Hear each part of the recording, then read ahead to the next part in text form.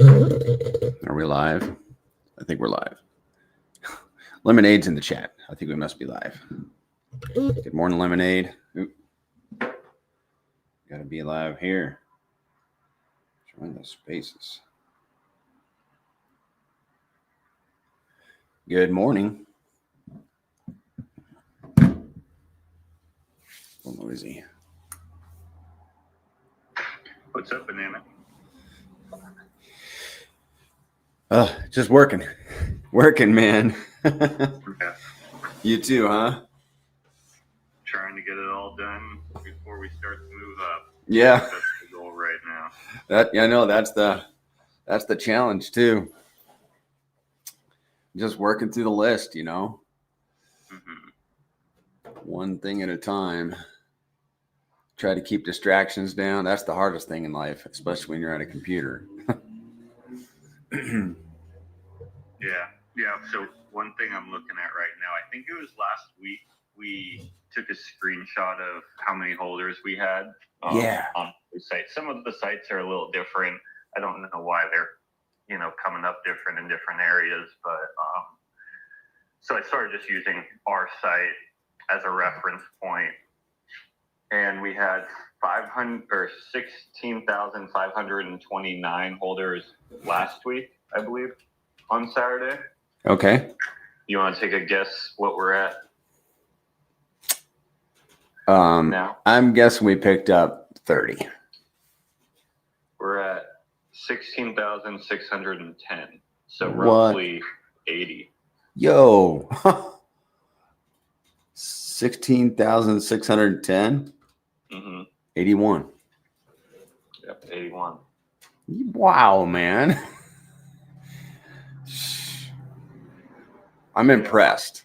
Some of them are probably pretty small and stuff like that, but definitely, or I guess, let's say, picked up 81 wallets. So maybe that had something to do with someone transferring or so on and so forth to a fresh wallet. But I think that is a good increase in a week. We've tried to do this in real life marketing push this week. I still even think that it's going to take a few weeks for that to really get going. Because, you have to kind of put out the phone call and the connection, spark the conversation a little bit. And then even once you spark the conversation, there is a time frame that Coinbase will usually hold funds for and stuff like that. And even to set up a time to do a meetup in real life, because you're probably going to have to walk them through it, etc. But 81 people isn't too bad, especially where we are on Pulse Chain.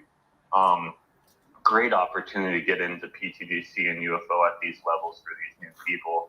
So, I'm just glad to see that number increase by 81 in the last week. Yep. I mean, for $1,000, you can pick up almost 5 million PTDC right now. $1,000, 5 million PTDC. So 1 million PTDC is, I mean, if that was your goal, $208 right now. We have been as high as, I think it was over $1,000. I think it was over $1,000 early last, spring. Yeah, we're at. I could look at PTDC. I was looking at UFO yesterday, and we're at like an 85% dip from the all-time high, and that's roughly like a 6x, just going back to all-time highs. Squid position $600. Dolphin position, $6,000. I mean, the dolphin positions were over, I think they were over $20,000 just a couple months ago. Yeah, I would say probably around $25,000. Yeah, and we're going back. At the all-time highs. A couple months ago, yeah, maybe only 20,000. And we're going back. We are going back. Yeah, I think I was given this example with PulseX too. Just because, I think a lot of people are a little worn out on chain. I've even heard of a few people who had some side money to DCA and they're thinking about DCAing. This is just a friend on Pulse Chain that I have. And he said that he ended up not DCAing just because he's worn out and he's DCA'd so many times.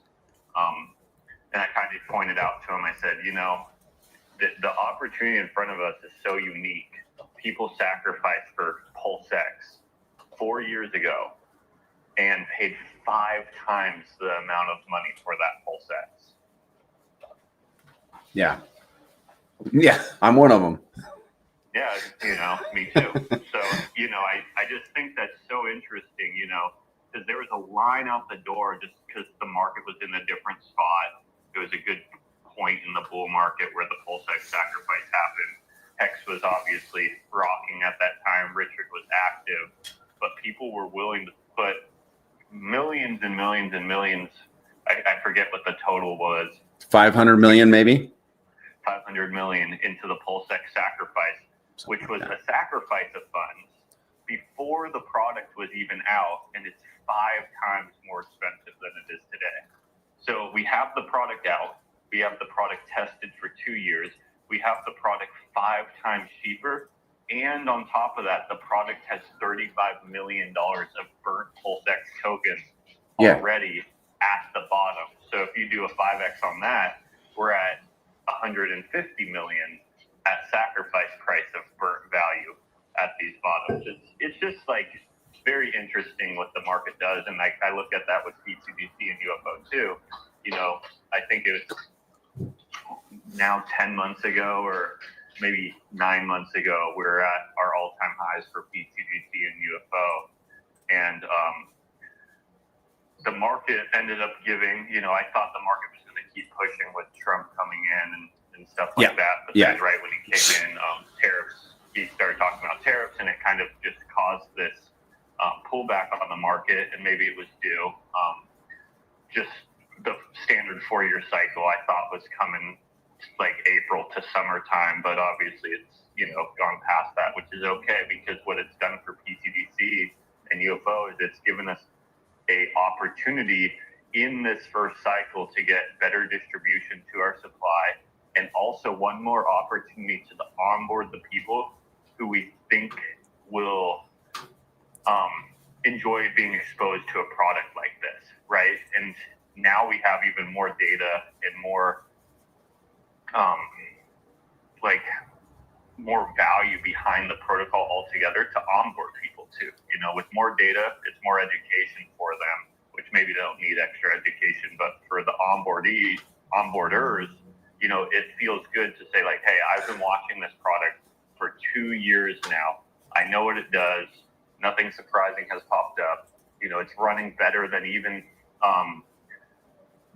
expected at these levels of pulse chain. Obviously, 2 years in to PTDC being launched, we didn't think pulse chain was going to be a third of sacrifice price, but that's okay because the product is still doing what it's been designed to do flawlessly for 2 years.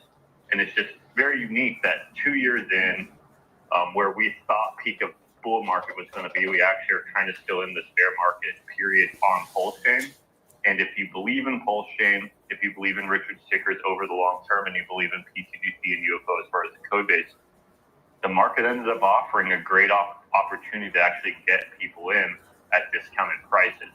Just going back to all-time highs, these people that we onboard in at these levels are going to be up 5 to 6x right then.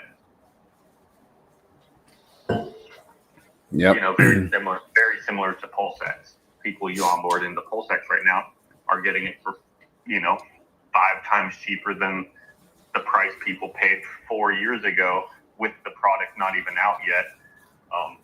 Some people even thought it was a risk the product even will come out.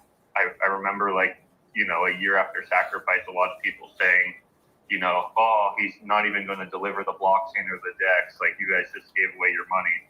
But he ended up delivering, obviously. And, product's out. The product's better distributed than ever. We're closer to what I believe is going to be the bull market for these assets than ever. And the users are getting it 5 times cheaper to get onboarded at these levels. Yep.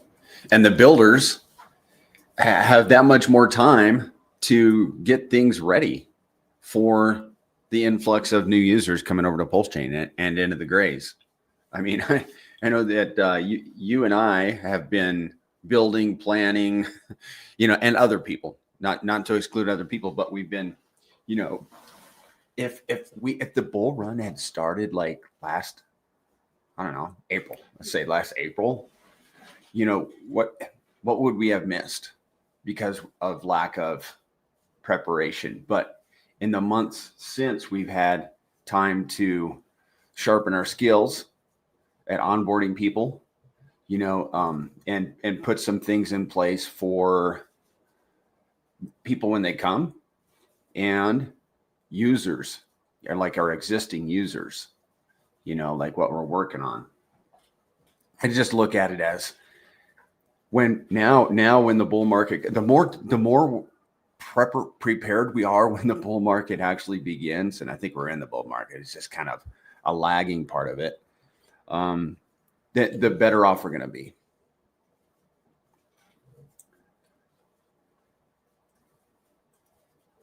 Say that again. We're going to be better off when things really heat up because of the time we've had to prepare for it. Oh, 100%. I think the time that we've had to prepare, just us, the time that, we've been able to accumulate even more value, the longer this goes with PLS at these levels, that's just more PLS value, even if it's not staying specifically in PLS. If that's going to buy and burns of PTC, if that's going to rewards for our holders, if that's going to LP with, more assets, if that's Richard's assets or some more speculative assets at the bottom, this is all prepping for what's to come, on top of that, more content, more videos, more education, better distribution of supply, how we're talking that we got 81 people in this week. Even if that wasn't necessarily just green on the chart, let's say we brought in some value, but some of that value got sold, right? Which is possible. Maybe we're right at the same level, but that means that we got some new people in at a great price and some older people who are wanting to take profits or just DCA out, or, maybe they're just getting exhausted for waiting on Pulse Chain. We're distributing that supply to brand new users that have brand new connections, who might have brand new onboards in the next move up, to where a lot of people on Pulse Chain already, they've tapped into their onboards, they're exhausted, they're looking to get out, they've been on the rise longer than they expected, where these new people, they're just fresh, you know what I mean? They're fresh and they're excited to a brand new experience and venture. And if we get them on and we show them this great experience, they're telling friends. They haven't tapped into their network yet to educate them on great systems. Yep. And like take, for example, this project that I've been working on, the Gray's Currencies book.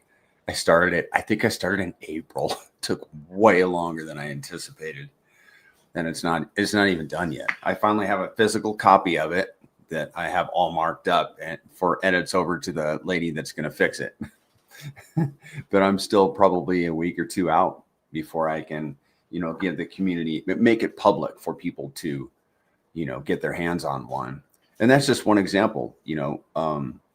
It's nice. It'll be nice to have that done when things do kick off, because I don't want it's work, man. It takes time out of my day to babysit a book project. And when things are picking up, I don't want to be working on a book project. I want to be educating. Like, I will resume my Wednesday master class, walking people through the ecosystem. I want to, pick that back up when things kick off. But until then, I just want to be building, whatever that means. Yeah. I think even onboarding, if there's stuff we could work on, and then also onboarding at these levels is really important. I think onboarding via social media, YouTube and other blockchains is a little bit difficult right now. People on other blockchains already kind of know of Richard, and they're most likely not on Pulse Chain for reasons of knowing the chart, knowing the story of, Hex and where it was and where it's gone. And, that's, I think, a little bit of a hurdle for our ecosystem right now on Pulse Chain. But what's not a hurdle is onboarding in real life people who are no coiners and just explaining the risk to reward opportunity that we have here on Pulse Chain. That risk to reward opportunity just really doesn't exist on any other blockchain, as far as I could tell. If it is got a massive reward, usually there's a massive amount of risk. But here on Pulse-chain at these low levels, time frame, community size, the economical design of Pulse-chain, the Pulse-chain is pretty much almost deflationary at this point. PulseX is deflationary, very much like has good supply control. It has mechanics built into it, like pumped out tires that kind of feeds constant demand. It's just, we are truly set up for success here, especially being able to onboard people at these low levels is very unique. And I'm definitely trying to take advantage of it. I'm throwing out a few phone calls and a few texts that, I've kind of mentioned before and then just let it go, thinking, the market was moving on. But since we have pulled back to these levels, I'm kind of following up on some of those people that I, mentioned it to, thinking, it's a year later. Let me maybe put out that phone call or texting again to see if they want to get exposed to a great risk to reward opportunity. Obviously, I would be bringing them into PTBC and UFO, but because we are built on Pulse-chain, the risk to reward opportunity on Pulse-chain is technically a risk to reward opportunity on PTBC and UFO as well, which I almost consider it even less risk because we have the ability to have our own success story on this chain, even without Pulse-chain even moving, right? I was giving the example, I think on the VC with $5 million coming into PTBC. If that came from Pulse-chain or from outside, obviously coming from outside people, this is better because then that pumps the price of Pulse-chain roughly 2x also. But $5 million coming in to PTDC, which that would be 1,000 of our holders, which we're just talking about. Technically, we have 16,000, which really it's more like 3,000 that holds more like significant amounts. It's $600 or more. We have 3,000, just over 3,000 people that hold $600 worth or more. Let's say 1,000 Right. of those people onboarded $5,000. If that's a DCA from themselves or in real life onboard or maybe another blockchain onboard. However, that's $5 million into PTPC. That's a 10x right there if we kept a a 5 million inflow, not including sell pressure. Luckily with our system, when we have inflows like that, the machine really kicks in and the mechanics of PTDC and UFO can actually absorb a lot of that sell pressure because it's constantly buying and burning itself. And I think that's a good reason why we have massive moves upwards when value actually starts flowing into the chain. Where most projects, they do get the sell pressure as they're moving up, which makes the gains a little bit less. And we get those sell pressures too. We're no different. But we actually can absorb a lot of that stuff just with the mechanical features within our protocol, which I think helps our machine make those X multipliers over the chain that much bigger or larger. Right. I'm working on building a playlist for my YouTube channel. It'll be a complete ecosystem, a video library of different videos. I'll have like one that'll be the biggest one. It'll be a complete ecosystem from start to finish, not like, similar to my streams, but hopefully a lot shorter. And then I'll have one for PTDC only, then UFO only, and then some other, sub videos that people can use to send their onboards to get educated about PTDC and UFO. And I don't know if that's needed for sure. Absolutely. So, thankfully we have time to do that.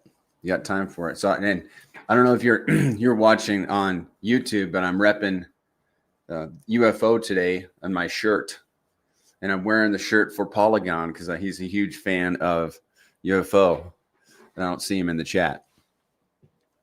But I have 4 shirts that are embroidered with, I have 2 for PTDC and 2 with the UFO logo.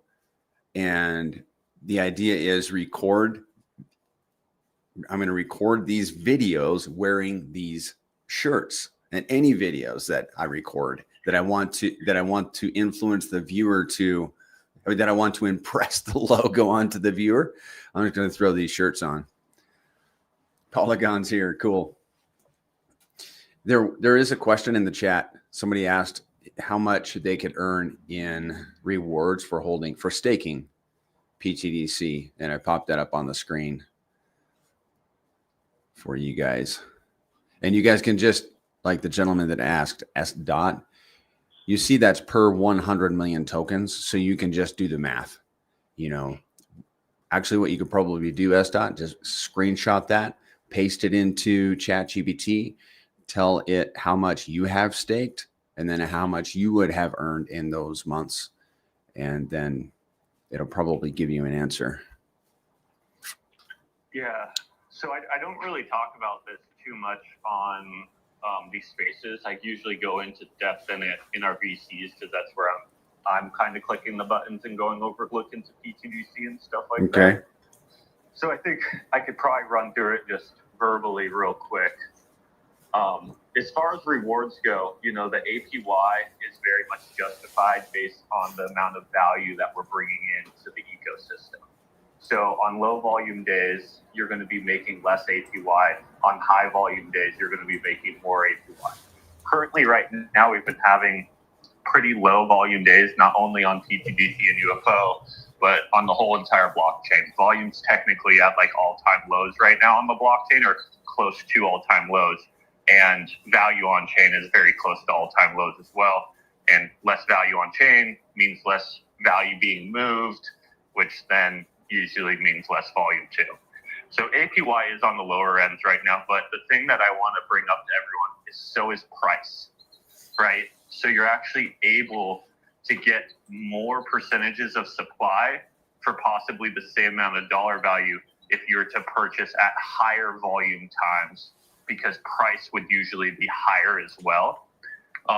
And then the goal would be if you took advantage of these low volume times, not so much paying so much attention of what your APY is today, but more focusing on what the APY of that position could be in the future.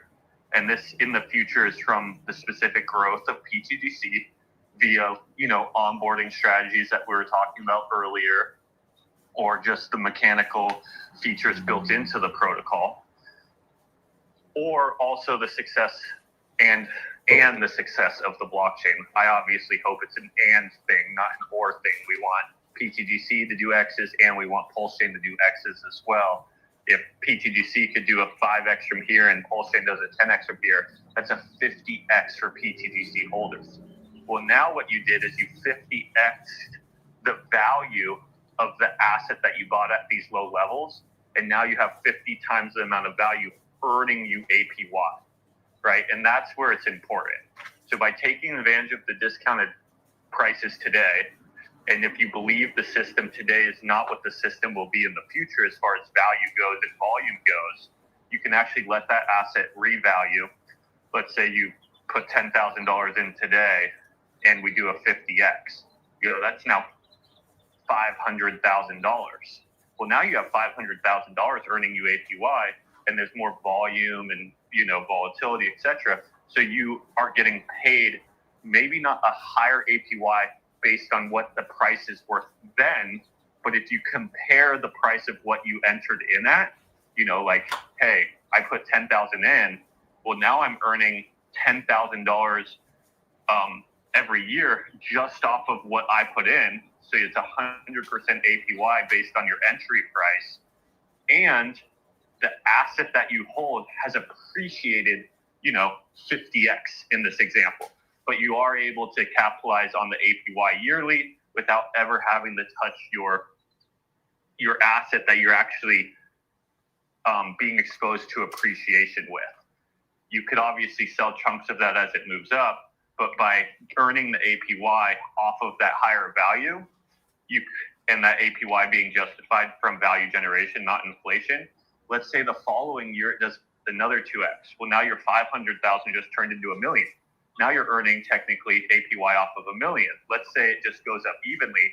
your $10,000 a year now just turned into $20,000 a year of APY. Well, that's, in some places, that's like a part-time job.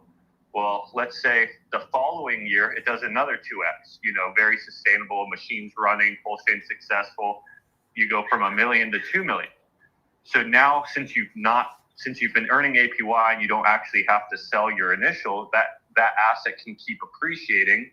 So now, let's say the APY increases evenly again. You go from making $20,000 a year to $40,000 a year. So now, on your $10,000 investment at the lows, with patience and delayed gratification, you're earning $40,000 a year off of that, but also you still hold the very scarce deflationary product that there's less and less of every single day that has mechanics built into it to keep shoving the price upwards.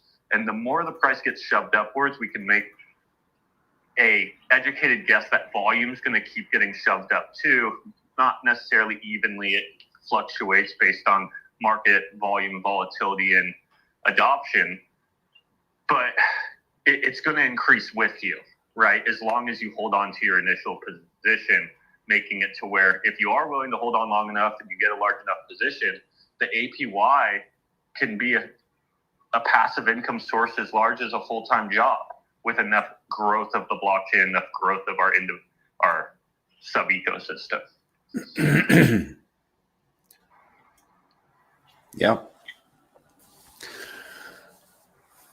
And that's kind of my goal for the ecosystem, right? Like the true believers, the people who are actually using the product as it's been designed, we want to get them into enough profit, not necessarily for them to just kill our chart, but for the APY to be enough incentive to actually hold the price up with the other true believers of the product. Because if these true believers all hold the product up in far as price, that makes it to where it's appetizing for new users to come in, which then pushes the price up even more, which then pushes the APY of the believers up even more, making it to where they're incentivized even more to keep holding the price up. Knowing that there's a machine behind them that's also buying every single day, and the supply that they hold is becoming more scarce every single day, and they continue to get paid in that asset by holding the asset up.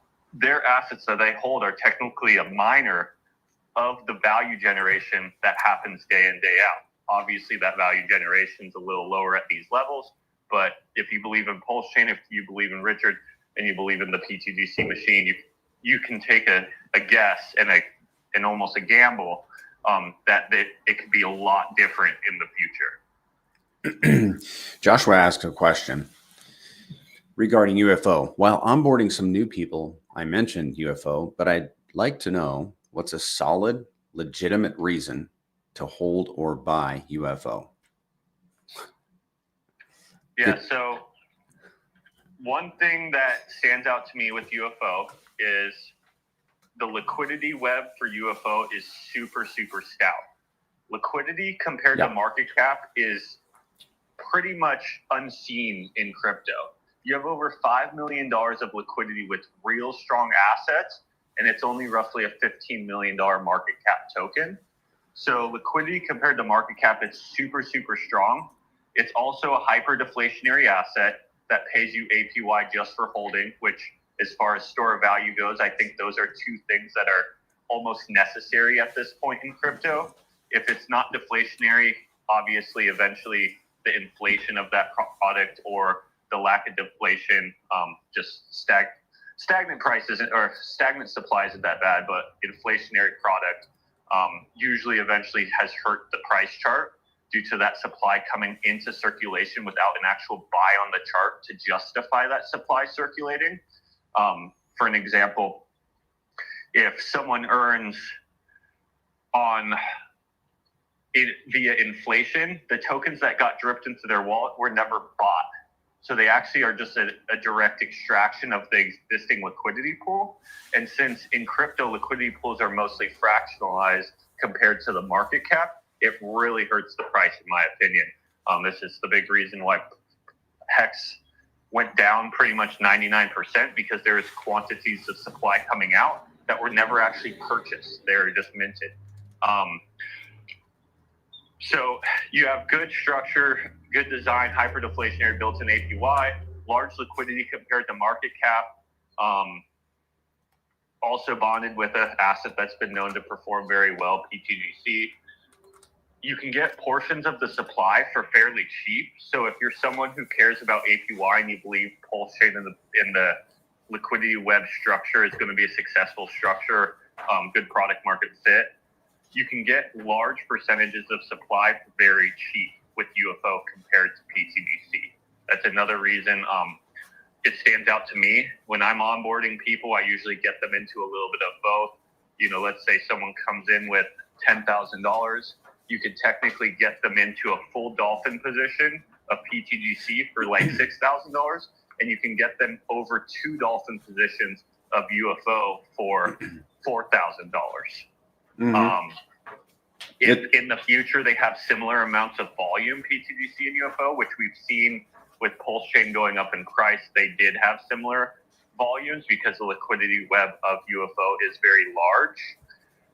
The APY of UFO has actually turned out to be a little bit better when volume is the same between both assets, just based on entry prices lower at this time.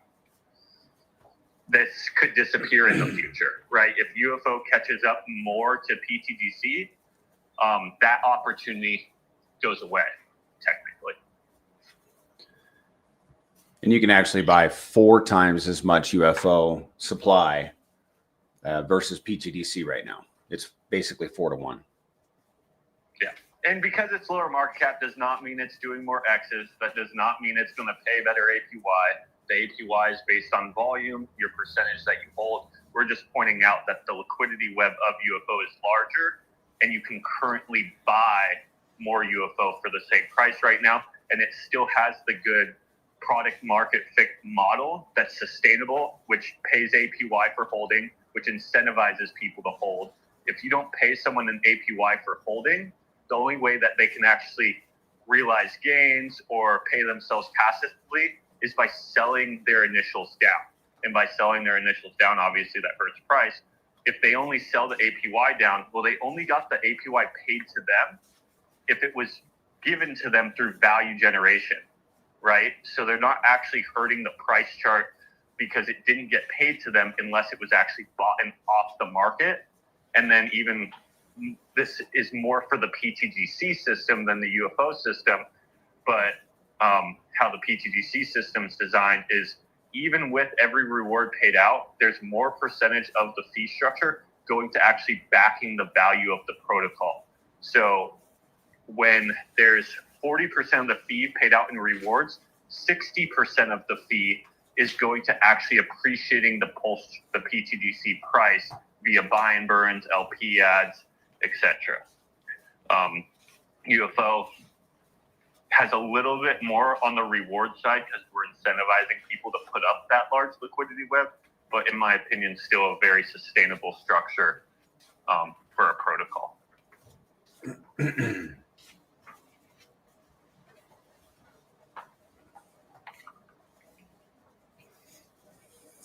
It seems to me like people are very vocal about their optimism for UFO, you know, versus, I don't know, PTDC, we're all optimistic about that, but people will go out of their way to say, hey, there's something over here in UFO.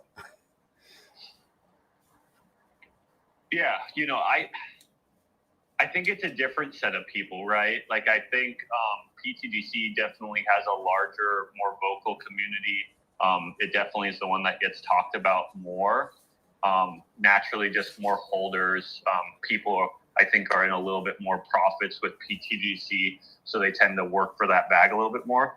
But I think there is some people who maybe found PTDC a little later and found UFO and possibly like own more percentage in UFO that they don't have in PTGC just due to it being a little bit cheaper at current times and when it first launched, to where they're trying to kind of grind for their bag in that way, right? Showcasing the opportunity that you have within UFO, which I think there's a crazy opportunity there that's being completely looked over right now. The fact the amount of liquidity it has with Richard Hart's tickers at these bottom levels is just almost unmatched. There's some other protocols that have somewhat, but what's unique about the liquidity of UFO is that liquidity is actually being used and being put to work. It's not just value sitting there in like a cash register for users to enter in and out. It's actually working for the community and for the price of the asset day in, day out. And what that is right now is 5 million, 6 million.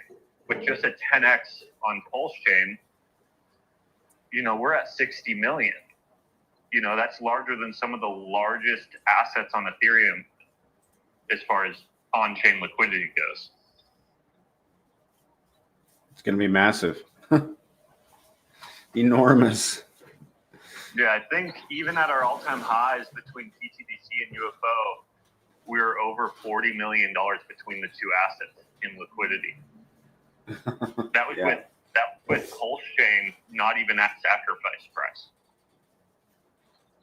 You know, we're already the elephant in the room, you know, that nobody wants to talk about. Well, in due time, we're going to be King Kong.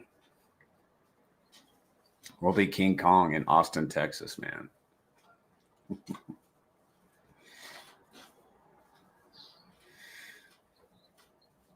Well, does anybody else care to come up and chat? Or what do you want to talk about, Zen? Is there anything? I did want to put a little request out there. So I've been kind of really paying attention to what Richard's been tweeting about and where he's been kind of guiding the community as far as marketing for the chain goes. And, you know, obviously I care about marketing the chain, but I also care about marketing PTDC and UFO using these same strategies. So most recently, what I got out of his tweets is, hey, don't count on me to be pumping your bags. Don't count on alt season. We can get a lot of work done just with this community, with in real life onboards. And with in real life onboards, we're tapping into a brand new set of people who aren't crypto people, who with green candles most likely will tell other in real life people. And the compounding effect on onboarding in real life people is unmatched, right? Yes. I honestly believe if we got 5,000, 1,000, 10,000 people in the Pulse Chain, people in the PTDC, with giving those new users, brand new crypto users, or at least brand new DeFi alt token users, you know, these people could hold Bitcoin, Ethereum, some of the big caps, but by giving these people a simple 2 to 3x, they're going to start talking and they're going to start onboarding because this is something these people have never seen in their life. It's actually becoming life-changing for them. And they want to expose other people to great experiences as well. If you went somewhere, let's say you went to a dinner joint and it was just the best experience ever. You know, it was great price, great service, great food.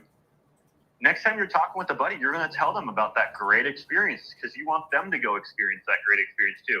The problem is right now on Pulse Chain, most of the people on chain have not had a great experience. I recently read even a tweet by one of Pulse Chain's like bigger influencers, someone who just doesn't stray from being positive and constantly working for Hex.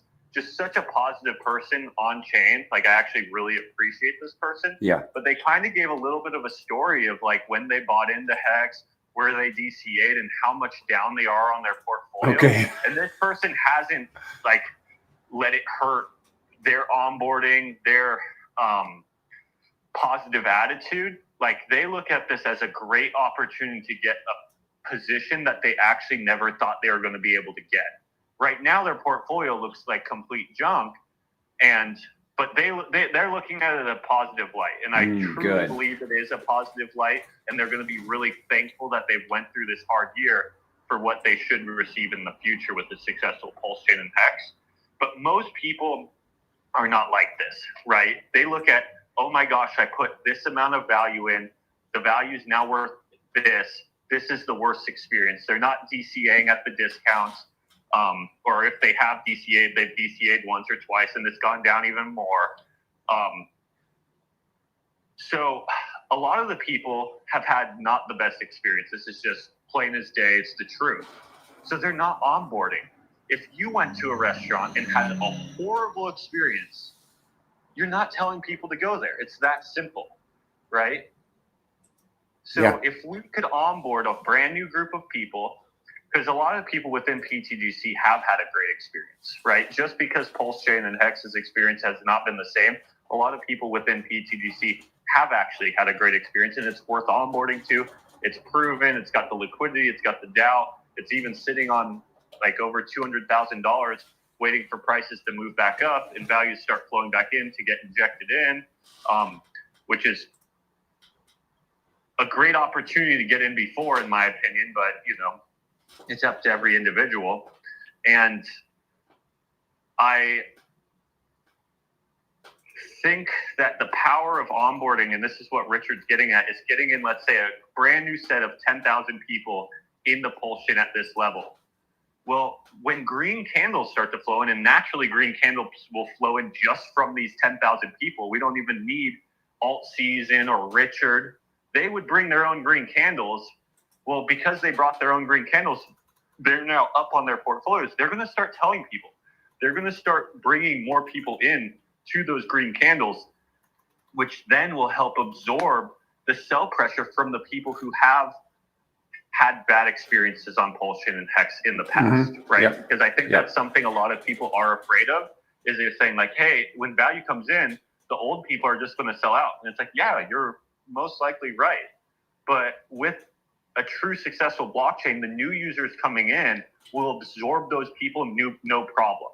But we need to work on getting the next generation of Pulse Chain people in. And by tapping into in real life people who don't have an experience in crypto and giving them a brand new experience that we can actually control, especially within the PTGC ecosystem, we have a lot of leverage on controlling their experience just due to the code and everything like that. We could have an in real life onboarding machine behind this protocol. So that's one thing I'm focusing on, what Richard's saying. The other thing came up, I think, a couple days ago, and I'm trying to think what it is right now. I'm spacing. Oh, the clipping. So this is kind of my request from the community. A year ago, or a year and a few months ago, K4K came out, and he was quietly listening to us do these spaces, do these VCs, kind of behind the scenes, and he ended up liking the product. He ended up getting into the product. And what he started to do with his time was he started to listen to these spaces and clip out like his favorite 1 to 2 minute clip from the spaces, and he would just post them up.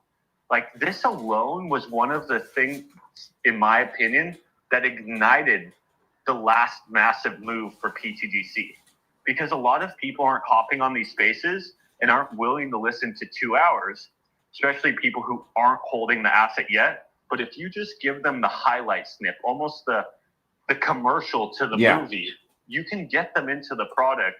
So kind of request, me and Banana are busy talking up here. If there's any part that stands out to you as like a good 1 to 2 minute clip, if you guys could clip it for us, even if you don't want to post it yourself you could just send it to us so we could at least use it as marketing material for the protocol. Richard is specifically asking this out of the community for Pulse Chain. He says, hey, go through all my videos, snip the best stuff. You don't need me to make a new video. You just need to find the best stuff that I've ever said and start spreading the word. For the PTGC community, if anyone wants to put in some extra effort and do that while we're doing these spaces, do that while Banana's doing his YouTubes and stuff like that, we would appreciate it. We need content to post. We need good educational little clips for new users who do want to learn, but maybe just don't have the time to do these complete spaces and stuff like that. It would be greatly appreciated. And I believe Richard is trying to guide us in that direction as well, as far as telling us, hey, this is a great way to market your products. Start doing it. Yeah. And if anybody wants to, clip those, make clips from like the spaces and streams, if they're less than 5 minutes, they can be a YouTube short. And if you'll give me the file, I'll pop it up onto my YouTube And if you want me to promote your Twitter account, just let me know. I'll gladly do it. If you'll give me the video, I'll refer people to your Twitter account in the description, and it'll help the ecosystem. There's already I'm working with one gentleman, and I pitched over the idea to him to see if he's willing to engage in that. Videos, X wants to be a video first platform. And so they will promote videos, and people love those short videos. I mean, I do. I do not have the time to sit through a 2-hour stream. I listen to content, but 5 minutes, absolutely. I'm all over that 5-minute content, and I'm sure there's a lot of other people too. They'll be sitting in traffic, scrolling through Twitter or YouTube, and those shorts, man, they'll pop them up and play them. And obviously the 5-minute ones that you're talking about is like some of the most, it's like out of a 2-hour space, for example, this one, there might be 10 minutes of absolutely lit content. And that's what we're talking about reposting. So A, it's the best of the best content. B, people are more likely to listen to it and repost it and send it to their friends. Importantly, absorb it. Right? It's very difficult to absorb 2 hours of content. You actually miss the important periods, but if someone can actually find those important periods, and I even think less than 5 minutes, right? I think where we're at, it's like 1 to 2 minutes would be perfect. And we're doing these spaces. If anyone does hear something that stands out to them as an important piece that maybe other people would like to hear, do what you can to, self-record on your phone or whatever and get it over to us. We'll try to get it up on our accounts. Like Banana said, he'll even make a short out of it, etc. Yeah, if somebody's willing to do that, to let me have it for the good of the Grays, right?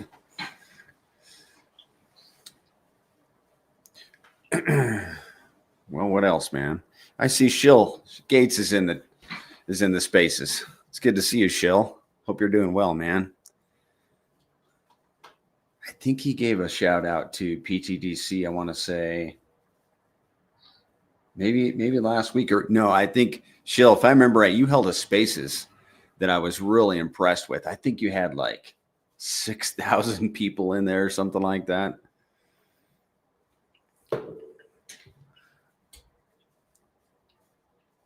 Yeah, we did a recorded video with them back in the day. We did. He had us onto his YouTube, which went really well. Those are good examples too. We haven't done a lot of streams with other content creators recently. I do plan on making another round, especially when the market picks back up, is kind of what I've been waiting for, just because I didn't want to do a round and then have to ask to go back on when the time was right. Right. It's kind of the same strategy as I think Richard's doing is, hey, let's wait for prices to be moving up and let's use that ammunition at the right time. Maybe that's something for me and you to do. Banana is kind of just start reaching out to these people and say, hey, we're not locking in a time yet, but can we write you down as when it is go time? Good idea. Can we pencil us in for, we think around this time, and try to get a good 10 to 20 people lined up for when the time is right. Excellent. So Shill, if you're listening, if you could pencil us in for when the time is right, we'd appreciate it. In the meantime, anyone listening to these, you don't even have to snip live VCs. If there's a specific YouTube stream that we did that you think went well, I think the Shill Gates one was pretty good. I think we had a good one with Crypto Coffee, a good one with RG3. Maybe even though it's repeat content for you, maybe it's worth kind of listening to and seeing if anything stands up to you as a great snip to just toss around. Even if it's not getting much engagement right this second, if we could create a library, especially if we get this over to Banana, 50 great snips of Banana saying something awesome about PTDC or really anyone. When it is go time again, we can have all this ammunition ready for when new users and new values start flowing into the chain, which is ideally what we're waiting for, and I believe what Richard's waiting for too. Yeah. And again, in the meantime, just because that's not happening right now doesn't mean we can't cover a lot of ground in the positive direction, prepping for that time by onboarding a new, fresh, in real life community, onboarding people from new chains, even onboarding people from Pulse Chain that have yet to gotten exposed to PTDC and UFO, because we are at an 85% dip right now, and a lot of people did miss the last run up. Just reminding them of what the product is and what it's proven to do, and what ammunition we do have as far as large community, buy and burns, built-in APY, DAO funds, etc. See if they want to take an opportunity or take a position at the current opportunity that we have. Those are three serious places I think we could look at in the meantime while we wait for, if not, Richard comes in and helps eventually with funds or with streaming, and if not, alt season comes here soon as well. Yeah. Do you remember what happened after we streamed with Shill Gates? I think it was back in December. It was back in last winter anyhow. Do you remember what happened right after we streamed with him? What happened? Green candles, man. He was having a hard time getting his position. We were DMing. He's like, how am I supposed to get in when is now a good time? I don't know. He was having a hard time. I just remember. But for the next, I want to say 3 to 5 days after we streamed with Shill Gates, the chart pretty much went bananas. I think partly because, perhaps his community hadn't even heard about PTDC yet. So it was a very effective stream. Let's put it that way. Yeah, community and timing, right? That's why I think it's important for us to save our next set of streams for the right timing. We want proof that new value and new users are flowing into the chain. They will be looking for the good projects to get into. And luckily, PTDC is an index of a lot of good projects on chain, all built into one with APY for just holding, and is deflationary as well. This is, I strongly believe, I was in the same spot as a lot of retail investors. I was a retail investor at one point. I have a successful business outside of crypto. I was looking for a place to store that value and be exposed to price appreciation, and also sustainability, community, APY, wanted that asset to be scarce. And I looked a lot of places to find with a product that would actually check the boxes that I was looking for. And I believe a lot of in real life people are looking for these exact same boxes to be checked. And I believe we have that product here. There most likely is other products that exist as well, but gosh, it is finding a needle in a haystack, right? It is very hard to find. So we have to do our best to put this product in front of them instead of the bad products that usually get in front of new users on chain. Right. I mean, what's better than holding an asset that is an index of the best assets on a blockchain? I can't think of anything better. That pays you passively with mechanical, built-in mechanical buy pressure. Yeah, really, I think we have it. The next best thing is being all that on a blockchain that's yet to do any X's. You could have all that on a blockchain that's already done 1,000X, that already has all the users there.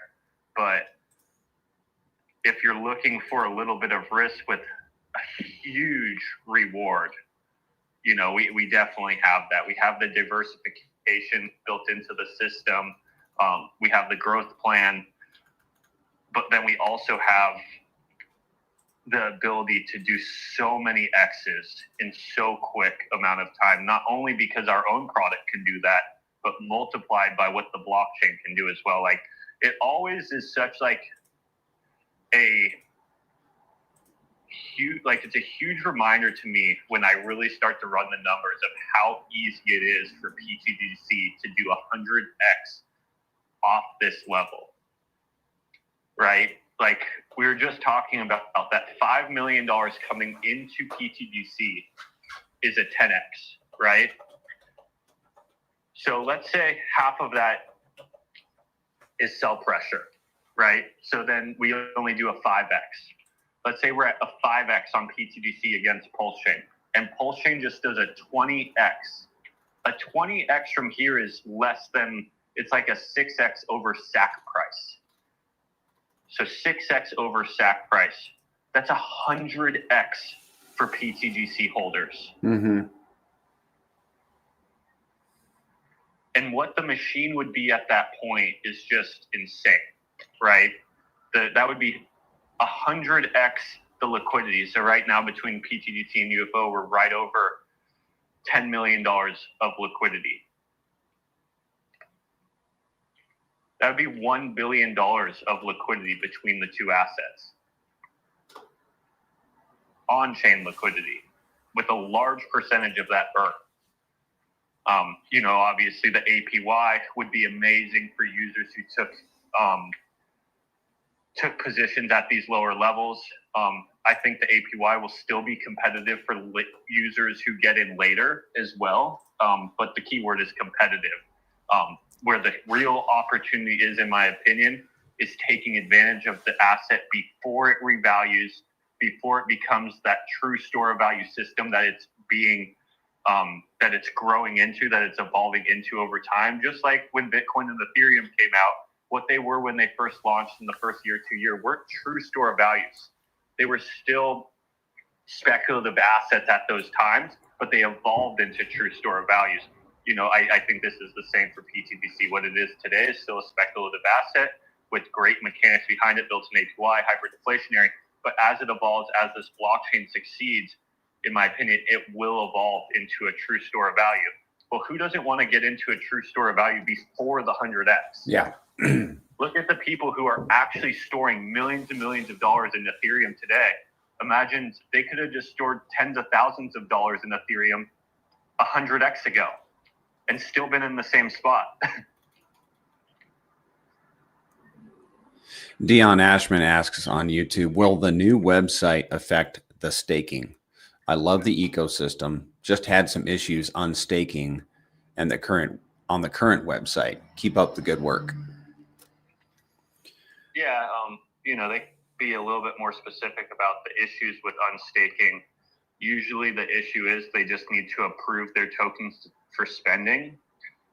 You can't actually interact with these systems without approving the PTGC token first.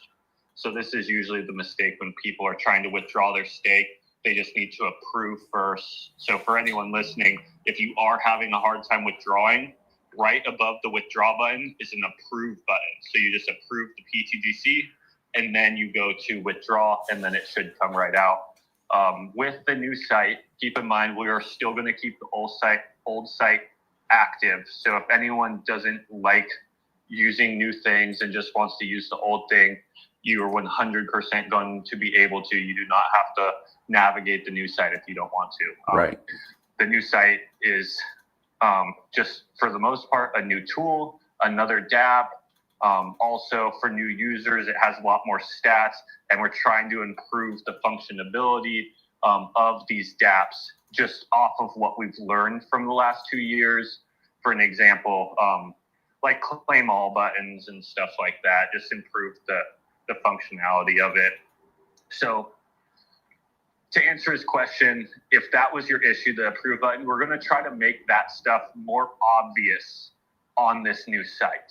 So there isn't so many people getting stuck at hey, I forgot to approve. We're going to try to make all that stuff more obvious so we don't have to help so many people through it. It should be a lot more user friendly, is the goal with it. There's also going to be some other stuff added to it, a very in-depth stats page. We are going to have an onboarding page on it as well, which should be a good link to send around if you have any in real life or other blockchain onboards that you're just looking to educate, not only on PTGC, but also on Pulse Chain as well. You can just send them this link. There'll be a helpful video, some helpful stats. and then also a swap feature right there. Also links to the bridge, MetaMask, etc., so they don't have to scour the web looking for these links, because a lot of people will Google, and when you Google stuff, like advertisements to malicious sites sometimes pop up, Yeah. which then gets your brand new onboard because they don't know how to properly look for this stuff. Gets the brand new onboard pretty much drained. So the goal is to put all this on the site in one spot, to where when you are onboarding, they don't have to search up metamask.io and then PulseChain Bridge and then PulseX Swap. It's all going to be right there. Plus, I think Banana is going to do a couple brand new videos that are like 2 minutes long, showing them how to use each of these functions that we're going to put right there, plus a little description walkthrough. We're really hoping this makes it an easy process and an easy conversation starter for not only our community, but I guess any community member or any community member of PulseChain could technically use this site as well, even if they were onboarding to PTPC. Right. And did you say it's going to have a claim all button for the locking section? Yeah, we're going to get the claim all button added in. There's a couple other things that I've been asked for a few times now that I forget, that I don't know for sure have them all incorporated in. I've more just been doing the design side and the worded side. My next step is DApp testing, which I think is coming in the next week or so. Once I get through DApp testing, I think as far as design goes, we'll be pretty much there. And the last thing I'm going to do is just a quick third-party audit of everything, just for precaution. And then I should be able to make it live. Before then, I'll probably, in the next version, I'll probably pass over to Banana, just because Banana, I know, won't play with the dApps. He'll just play with the stats and stuff like that and showcase the website, just so everyone can see visually what it's going to look like and whatnot. But that's kind of the plan of attack. Definitely, like Banana said with his book, like, these things are just taking so much longer than expected. I apologize for it taking so long, but that's the nice thing about having already functioning DApp and not having to actually need it, but more just want it. Yeah, for sure. Yeah, right now, the thing like a few weeks ago, I was just super excited for the stats page. And that was like the main reason why I wanted this, is like a stats page that really matched the feel of the website, that our community can screenshot and post and like talk about what's going on within the ecosystem, because mechanically we do have so much going on, right? We want to showcase what we're buying and burning daily, and what we're projected to buy and burn in the future, and what we've bought and burnt in the last year, and what we've generated in revenue in the last year. All this stuff, right? This is all the stuff that I think onboards and attracts new users and serious investors. You know, people who have large amounts of money, I think, are looking for products like this, and it being able to be showcased to them in a professional way. But right now, another thing I'm just really excited for is this onboarding section. I think this onboarding section can be a great tool for our community to use, and possibly not only spark up conversations within real life people, but then make their experience of getting in that much smoother. Because even when I have onboarded people in real life, the experience is just so difficult that even if they want to go and educate others, I feel like they're detoured, just because they don't have it really down yet, to where even if they're going to do another one, they're most likely coming to me. So they're most likely not going to try to onboard anyone with their knowledge, right? And they could obviously pass it to the person that onboarded them, but that obviously, you know, is possibly them introducing you to someone that they don't even know, and, you know, it just goes steps further. So I'm hoping by putting this all under one platform, when you do walk someone through the first time, with all the information that's there, with helpful videos, with good written out direction, I'm hoping it helps that compounding effect a lot more than what we currently have for Pulse Chain and PTGC. Because I truly do believe the Grays can have complete success on their own, even without this blockchain doing much here soon, with just the power of the existing community and the product that we have in front of us. It's just getting it in front of new people at this point. Yes. Yep, exactly. And that's our responsibility, right? Like, that's my responsibility, that's Banana's responsibility, that's every holder of PTDC's responsibility. You can act on that responsibility, or you don't have to, right? That's the cool thing about crypto, is by just holding, you're exposed to whatever PTDC does. But if you want to try to be a part of the success of the protocol, with what we have in front of us, that's right now, I think, what we can do to grow our value, to grow our holder count, to grow the compounding of the network effect of our community, right? Because on this next move up, the more people who are holding, even if that's just 500, 1,000, 5,000 bucks, let's say it's a $5,000 holder, and on this next, and this is an in real life person, someone who knows about Bitcoin, knows about Ethereum, but not really like a DeFi person. If they turn $5,000 into $25,000 in the matter of a couple months, they are most likely going to start telling people. Oh, yeah. To a point to where I think any even sell pressure in the future can be easily absorbed by the network effect of this in real life army that I hope that we can build here soon. Not to mention the in real life army of in real life people could give us the X's we're looking for right off the bat, and then Pulse Chain could just come in after us. And it's important to realize that the value coming in right now is a lot different than the same amount of value coming in after we did a 5X. Because if you bring in $5 million right now, that does like a 10X to PTDC. But if you wait, if our community waits for the green candles to come, let's say we wait for a 5X, you want to onboard again once we're closer to all-time highs. $5 million does not have the same impact. It is not a 10X because your liquidity is that much more.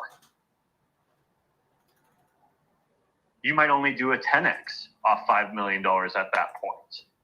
So if you're going to bring in IRL people, it's not only better for the product to do it at the lows, it's also better for your onboard. Yep, absolutely. So if our community can do our 10X against Pulse Chain at these levels before Pulse Chain even goes, we're not only exposing our users to all the X's in the future of Pulse Chain, but we're also getting more for the value we're bringing in. We're getting more X's too.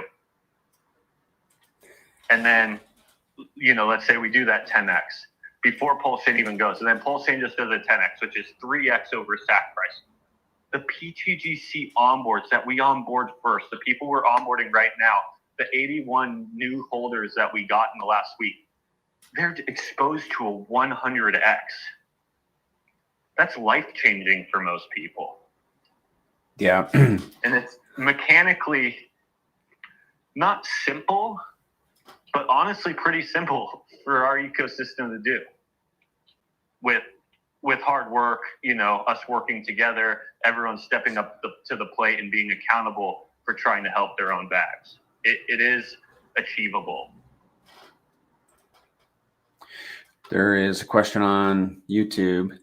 What's a solid bag to get of UFO for APY to just take profits from the yield, not touch the initial? Any recommendations? Let's can you hop over to look into PTGC for us, Banana? Yep. And then let's go to the reflections page, and we can play with a couple numbers. So obviously, depending where you live and what your cost of living and what you're looking for out of an asset is different for every individual. So we can play with a couple numbers here And, you know, you don't have to raise your hand saying, hey, I'm that guy. But we can show you a couple different examples of volumes. So, you know, it's important to look at percentage of the supply that you're going to hold, and then projections into the future, like how much volume do I think PTG or UFO as far as an ecosystem could have in the future. Okay. And that's what we'll play with here. Okay, now, and I want to put in, for easy math, 100 million UFO, and that's $1,700 right now. So, Okay. you know, a guy could effectively, you know, backwards math his own bag. Yeah, I think we could play for fun. Let's play with the 1700, which is a dolphin position, and let's play with this one first, and then let's bump it also up to the 17,000.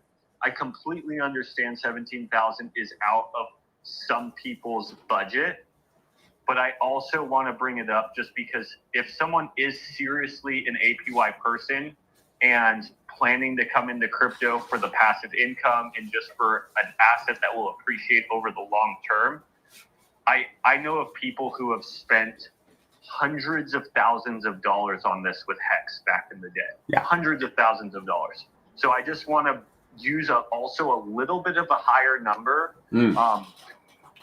because I know people have found a lot more value to bring into crypto for great products in the past. And I do think there is opportunity here at these levels. So I want to run through a higher number too. Obviously, some people are unable to do that stuff, but for listeners who do have a little bit more, you know, Las Vegas money or, you know, investment money for risky, more speculative plays like PTDC and UFO, I want to showcase what those could be in the future as well. Sure. Okay. Yeah, we'll do that. What kind of volume do you want to do? Right now it's set at 10 million, which is very bullish. Yeah, let's use 10 million. For everyone listening, when UFO was closer to all-time highs, what our average was on like a daily basis was around 500K. It's obviously way down from that point because everything's been sucked down, but we were having consistent 500K days, and Pulse Chain was not even at sacrifice price yet. You know, so let's, in this example, say Pulse Chain is 10 times sacrifice price. I don't see a reason why we can't be getting our way up to the 10 million average range with a successful blockchain. And well, we also had days over 3 million too, said, you know, so. Yeah, I was saying like the average. Yeah, we had $2 million days. We had $200,000 days. Like we were keeping an average for a good few months, like 500K a day. And again, that was below sacrifice price. So if this blockchain actually gets adoption, actually gets new users into it, I don't see a reason why we can't hit these numbers in the future. And I think anyone who's been paying attention to the machine and Pulse Chain could agree. Right, Mando? You think that's a fair number? Or I think 10 is a fair number when you're talking about Pulse Chain going to the next level. I think 5 is a great number when you're talking about, we've already seen $3 million days. So we're not doing a massive jump. You're going to a normative high jump with a nominal Pulse Chain success, and then you can just cut that in half for a jump from what we've already seen almost. yeah. Okay, so we'll put 100 million UFO in the calculator and we'll set it to $10 million in volume. Now let's see what the output is. 231% APY. Daily yield, 633,000 UFO, $10.75. Monthly, 19 million UFO, $322. Yearly, 231 million UFO. Wow. $3,924. Now so that's a dolphin position. So what was that yearly in passive income? $3,924. And that's for a $1,700 position. Correct. Yeah. That's so that's $325 a month in passive income. Yeah, essentially. Yep.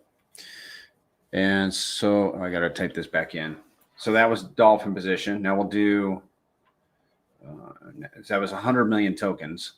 So now we're going to do 1 billion tokens. Which is like $17,000 right now. Yeah. Okay. Which is just, and these are just a fuzz over the position. So this would be 1 billion is going to be a shark. Okay. Let me guess. Okay. So same volume. It's going to be the same APY, 231%. Daily yield, 6 million UFO, $107.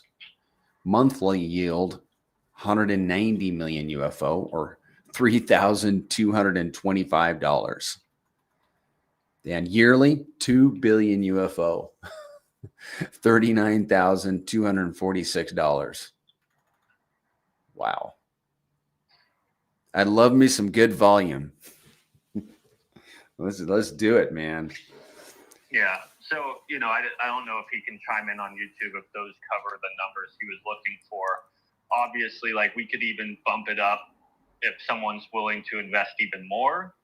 We can also bump up volume as well if someone thinks that Pulse Chain is going to do, some of the X's that people thought it was going to do prior to launch. People were throwing around the numbers of like 100x SAC price. And, I think if Pulse Chain did a 100x SAC price, I think even $10 million a day of volume is FUD at that point. Personally, I think at that point we'd be like closer to possibly $20 to $30 million of volume daily. And if anyone wants, we can plug those numbers in for fun as well, just because you could see what taking advantage of a position today and actually putting it out as, hey, this is my APY position for just passive income forever. You can also take a position just for profits. You know what I mean? Like there's plenty of people, I believe, in the ecosystem who also will just take profits with their position, who aren't in it for APY. And your bag doesn't have to be all one or the other. You can have a portion of your portfolio that is for APY, and you can have a portion of your portfolio that's for profits if that's what you want to do. But I do think there is an opportunity right now with PTDC and UFO to where you can get decent percentages of the supply before everything revalues. And that revaluation is going to increase what your APY is worth on a weekly, monthly, and yearly basis. Yeah, I was going to say that 17,000 would have turned into almost $100,000 from the initial cost basis, right? So you could literally have just sold half, left the rest in there to ride on the house. And, just the classic laws of meme coin scenario. Yeah. But you're not going to get into those volume numbers without that 17,000 dramatically increasing price. 100%. Your initial is going to be worth tons of money at that point. And like you said, you could take half and then leave half. And then by leaving half and let's say paying bills with APY and possibly having that half that you did take in some other good passive income source or good investment or whatever you do with it, right? You now have the opportunity for that other half to keep appreciating over time. So if you actually believe that Pulse Chain will be multi-cycle and UFOs economically, gonna work out, maybe that first year you are up 50x, but then the next year it does 2 more X. Well, now you're up 100x. Well, let's say that following year does another 2x, or another couple years does another 2x, or even a 4x. Well, next thing you know, you're up at $400,000, and you pulled half in the early days also, in the first cycle. So, that's, I would like to, just for example purposes, and this could be not just this cycle, we could say, hey, this might be your 5-year plan. for UFO or PTDC, we could use the 17,000, or maybe we can even use a little bit more. Like if someone's willing to come in with 50,000, and even speculate with higher volume numbers, like you actually think Pulse Chain will eventually get to 100x SAC price or something like that. And you'll see how massive these APYs could be yearly, and why we're saying like the incentivization to keep holding and keep letting the price appreciate over long periods of time is amazing compared to most other products that exist on chain. Most other products that you're just sitting in are not paying you to sit in it.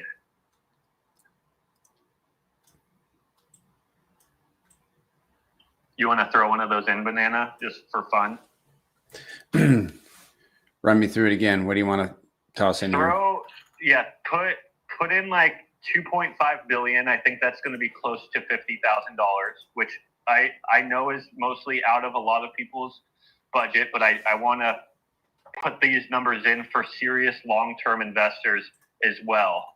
People who have some extra value and are looking for great long-term store of value systems that are still speculative, but also care about the passive income that these things produce in the future and what that could be for these bigger players. Okay. $2.5 billion of UFO with 10 million. 2.5 billion UFO. How many dollars is that? Right. Let me make sure this is actually 2.5. Yes. It's 2.5 billion UFO, $10 million in volume. That would be 15. Well, let's call that 16 million UFO per day, $269 monthly, 475 million UFO, $8,000 at today's value, by the way. Real quick for the caveat, I don't think it will be that quantity of UFO in the future. Yeah. I'm more looking at the dollar values, not the quantity of UFO, because it will be less UFO. True. Because most likely UFO will not be this price. So I actually don't even pay attention to quantity of UFO. I'm looking at the dollar values, like what the dollar value passive income would be for these users. So on this position, how much was this position, by the way, the 2.5 billion? It should say at the bottom if you keep scrolling down to the yearly tab. $42,400. Okay, so $42,000 position, and that's paying roughly $8,000 a month. Where else but in crypto can you get a return like that? Yeah, that's a nice mortgage, and you have your car covered. And then what was that yearly? 98,000. That's about 3-4 mortgages in a lot of places, man, and a nice car covered. Possibly having like all your overhead expenses, your food, your mortgage, your car, possibly even a nice vacation once a year, all on UFO for taking advantage here. Now for fun, like let's say you're really long term, and that's this cycle. We get to that level this cycle. And let's say by the next cycle, so this could be 4 years down the road, 5 years down the road, we do another 4x, let's say, off of the highs of this cycle. So let's say our volume at that point is 20,000 or 20 mil or 30 mil. Do we have any of those buttons there, Banana? Yeah, we have a 25 and a 50. Let's throw the 25 in there. Like, let's say by the next cycle, and this is even possible this cycle, if Pulse Chain is really that successful, I actually think I'm being somewhat conservative with Pulse Chain success. Obviously, Richard could get it to these levels if he actually wants it to. Oh, yeah. I just am speaking more conservatively out of Pulse Chain at this point just because of where we're at. But these could be possible this cycle too if Pulse Chain, did that 100x. A lot of people do think is possible and stuff like that. So at 25 million, this is the $42,000 investment in UFO. Obviously, the volume could fluctuate daily. This is just like what we said could be the average with a successful blockchain, successful UFO. Read me off like the monthly passive income on that and the yearly passive income off that banana? Sure. Monthly, $20,200. Yearly, $245,300. So keep in mind, if we can get UFO to this level, right? If Pulse Chain gets to the level that we believe it could get to, if UFO gets to the level we believe it to, someone taking advantage of a position like this today and actually being able to hold it and get it to this level, you could be getting 250,000, roughly. I forget what banana said. 245,000. Yeah, $250,000 in passive income. That doesn't include how much your UFO has appreciated in price. So you're sitting on a massive asset in a great store of value already that's deflationary. So you don't have to worry about future supply coming out. You're sitting in a deflationary asset that has great product market fit. There's less and less of it every single day. Huge liquidity web backing the price of this asset. But on top of that, you're getting paid in this hyper-deflationary asset every single day. Yeah. It's so unique. Obviously, for these assets to get to these extreme success levels, we do need Pulse Chain to most likely be successful with us. That would take a crazy amount of work on our own without the success of Pulse Chain. But these things are possible, right? And I do believe they're somewhat realistic, just due to the success this founder has had in the past with previous products, Hex. And that's a $42,000 investment that you could be getting $250,000 a year from in passive income. That's not even tapping into any of your initial. You could actually keep your initial completely there and just sit in the hyper-deflationary asset for even more cycles after that. Because then you have to realize, like, if the product is so good and has so much good product market fit and is so scarce, and it is a multi-cycle system, and let's say you get into even the next cycle, keep in mind, people with Hex have 15-year stakes out. Like, why can't you just create your own mental 15-year stake, or even you could create a 10-year stake or lock with PTGC? We're talking about UFO right now, but create a wallet that's, a portion of your supply out. Well, let's say the next year, Pulse Chain does another 4X, right? Well, next thing you know, the volumes of PTGC and UFO due to the liquidity web, next thing you know, could be at 50 million, right? And that would put us at like $500,000 a year. And who knows what your investment would even be worth at that point. Crazy amounts of money. But that investment is constantly working for you and paying you to actually hold that asset up. Yeah. And we were talking about onboarding a little while ago. And by the way, when we onboard people, we're actually earning money because we're creating volume that we earn from.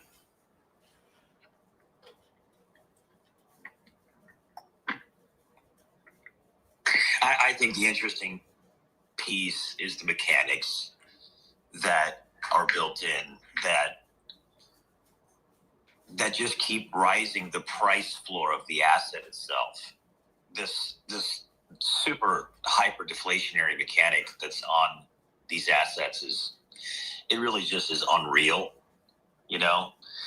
As we go, it's becoming evident that like people that may have been short term in mindset maybe developing longer term mindset because they see what's kind of happening with the token mechanics. But man, I was just looking again, Zen, at the top 50, and we've dropped another wallet address specific to PTGC. Number 50 and number 49 now are below 1 billion tokens. That's the first time that's happened since the launch of the actual protocol. So the distribution is thinning even further, but every transaction keeps removing these tokens out of existence, and those tokens are miners that mine new tokens. Yeah. It's crazy. Yeah, like another crazy thing at these price levels, like these larger positions technically can take serious amounts of profit. Like that's obviously with any successful protocol. Let's say someone walked away with $200,000 of UFO or $200,000 of PTBC. What we're showcasing right now, that literally someone, like we could even plug this into that APY calculator if you want, Banana, like $200,000 of UFO. Like if you have patience in delayed gratification, someone might not have patience in delayed gratification. They just want $200,000 now. But in the future, if you actually let this asset in this blockchain revalue, you could be making $200,000 a year without even having to sell that position. Okay, that'd be 12 billion UFO. So not 2.5, but 12. Let me make sure I got my numbers correct because it doesn't put the commas in. That seems off. You said $200,000, right? Yeah. Let's see, $200,000. It's 11.757 billion. Okay. Yeah, let's do a 10 billion position, which is a whale position, right? That's a $170,000 position. It's a $170,000 position. Let's just do that because it's a whale position. It's easy to look at. Yep. And this is a good example. Like there is whales within UFO. So one of these people could literally walk away with this value right now. That's possible. But I also want to showcase if this person, and this is what I think is super interesting about the PTGC and UFO system, is the incentive to actually be a whale and hold up the price of the asset, because you're not only holding up the price of your investment, it's paying you to hold up. And if you wait for the revaluation, by you walking away with $170,000 today, if Pulse Chain revalues, you'd be getting paid probably $300,000 a year just in passive income. You never even need to sell the position if you have delayed gratification and are patient. Okay, so a $10 billion bag of UFO, 10 billion token bag of UFO. Do you want to do $25 million in volume or 10 million? Let's do 10. Good idea. $10 million in volume. That would be $1,075 per day, $32,260 per month, and $392,500 per year. So it's double, right? So yeah, someone 100% can walk away with that position today and just get paid. But if they actually just are patient, and there is risk involved, right? The risk of this blockchain not being successful, the risk of things going lower. But if Richard actually has some tricks up his sleeves, if you believe in this community, right? That's one thing I also want to talk about more is it's not just belief in Richard. It's not just belief in alt season. It's also belief in this community, that this community will keep onboarding and keep growing its community to have lots of success on its own. But very easily, like we were talking about, we have already had $2 million days in the past. That was with Pulse Chain, not even at SAC price. Like, I do think it's possible to hold averages of 10 million in the future with just a remotely successful blockchain. A position of UFO or even PTGC, right? I don't think PTGC is much different. You obviously have to spend a little bit more to get these position sizes, but you could spend the same amount and get still decent APYs if the price appreciates off of where you entered in at. This could be paying you as much as you're going to take at these levels yearly. You never even need to get rid of your tokens. Or after it appreciates, you could scrape 10, 20% off the top into a liquidity web that's worth hundreds of millions of dollars and probably not even hurt the chart. But that all comes with delaying gratification or taking advantage of discounts. One or the other. And it definitely isn't easy. You have to hold on. That's why there's locking involved. You have to have good delayed gratification. You have to have real conviction and real belief in the products that you hold. If you don't have real conviction and real belief, you're selling at a 4x. You're out. You know what I mean? You're never going to actually experience the true gains that could be made in these needle in the haystack products. Yeah, at 5 million in volume, which is cut in half, it's almost $200,000 for the first year, which means that the position would be paid for, and you'd be in about almost 15 grand in profit the first year. That's the passive income. That doesn't include price going up, by the way. Yeah, that doesn't even include the amount of profit that you're in just in the asset being worth 10 to 20 times more. Correct. That's important caveat there. Because that's the only way people make profits in normal products, right? Like most people that look at any investment, they're not really looking too much at the passive income because there isn't a lot of passive income in assets that don't have overhead and maintenance involved. Like buildings and houses do pay you passively, especially after you get the mortgage paid and stuff like that once it's paid off. But there is a little bit of labor that goes into that. You have to keep upkeep on these things. You have to, keep up to date with your clients and stuff. And there's also overhead, there's property taxes and stuff like that. You have to constantly keep paying. But what's interesting here is the fact that the price appreciation can just be massive. And because of the price appreciation being so massive in such a short amount of time, your passive income that you actually receive can literally cover your entire investment if this blockchain is remotely successful. Just like that, like so quickly. This is why, Zen, when people talk about, this protocol employing a fee on transaction on the actual asset itself, it's so laughable to me. Right. When you take into consideration how quickly we've seen the asset 10x, 20x, 50x, 5x, and then you're earning that passive income. But think of like an IRL investment that doesn't have a fee to interact with it. There isn't one. I was in metals for a long time. Yeah. Even in precious metals, you're going to pay about a 3% spread minimum, because everybody has to get paid. Think about that. Even entering into in a legacy cryptocurrency asset like gold and silver, you're paying a fee. Yeah, even if you think of Bitcoin and Ethereum, the exchange isn't willing to sell you your Ethereum to get on chain for nothing. Yeah, for spot price. Yeah.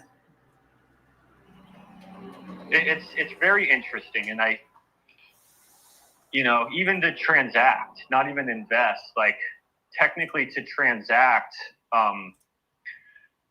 with credit card processing, there's a fee involved as well. Obviously, cash-to-cash transactions are technically free, but if you don't... Well, let's do it in real life reality based on past numbers real quick, though. Right? So UFO is basically just in raw terms about a 600%. It's about a 6x away from its previous all-time high. Right? Yeah. So if you came in with $170,000, you picked up 10 billion tokens. Let's say you pick up 10 billion tokens here, and that $170,000 does a 5.8x. That's now worth $986,000 with UFO just going to its previous all-time high. You've absolutely smashed it. Your initial investment's been almost 6x'd just going to its previous all-time high. And the amount of passive income that you're now earning from that $170,000 investment, now worth almost $1 million, is $392,000 per year at 10 million in volume. At 5 million, it's $170,000 per year. You paid $170 to get in. Yeah, I think at that level, our average would probably be even a little lower than that, but that's besides the point. Like, even if it's paying you, exactly. Yeah. But even if it's paying you $70,000 a year in passive income yearly on your investment that was $170,000, plus the investment itself is worth $1 million, you killed it.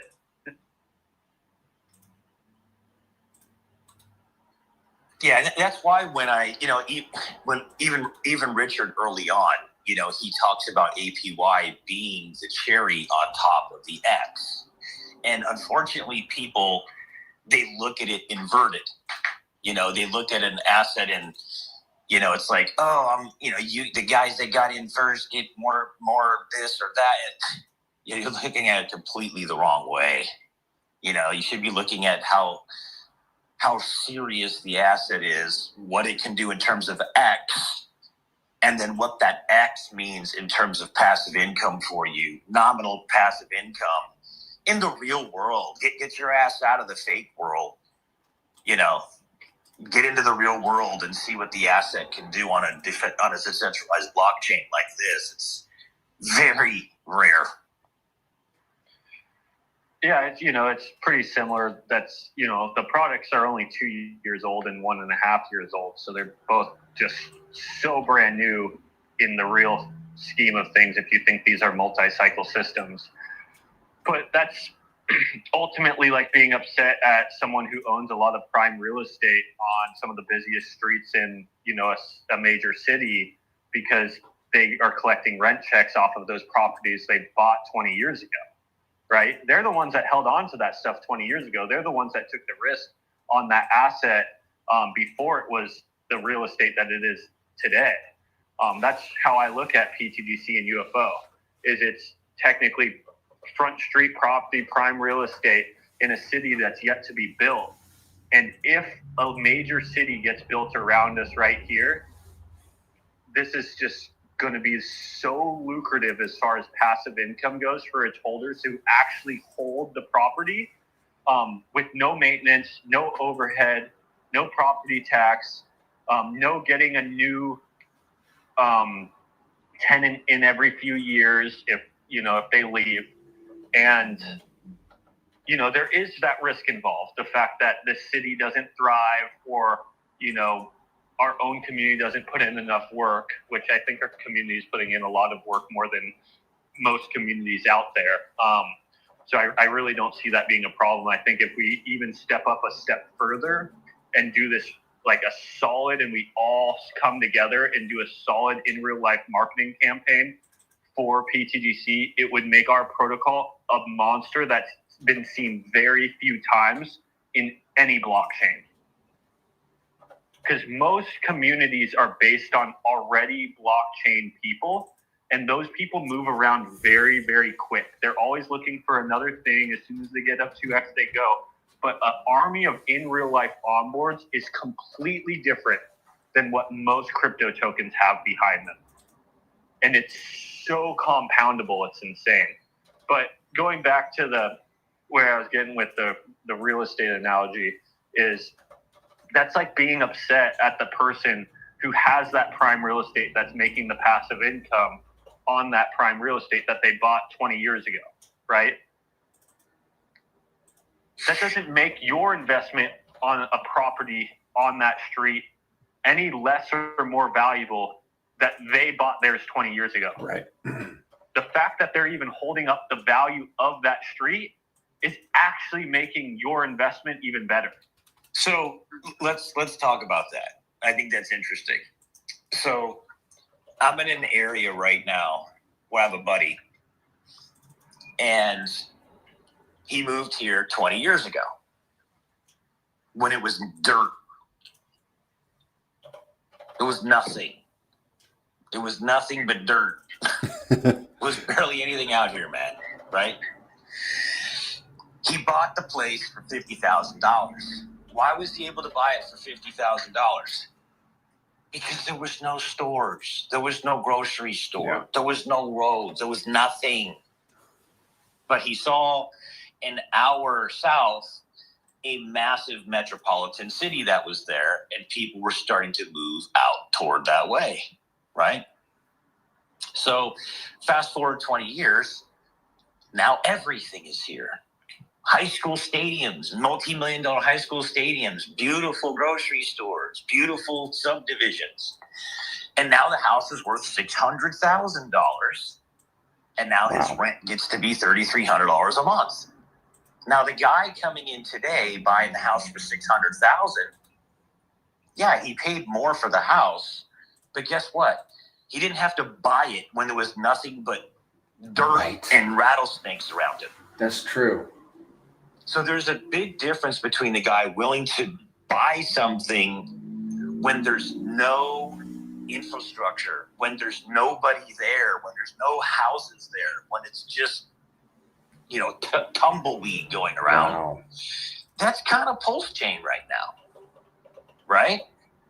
And, obviously it's like you say that there's no guarantee. There's never a guarantee.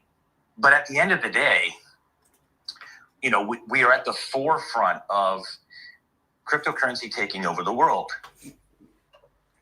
It's just a fact, So it's not cool.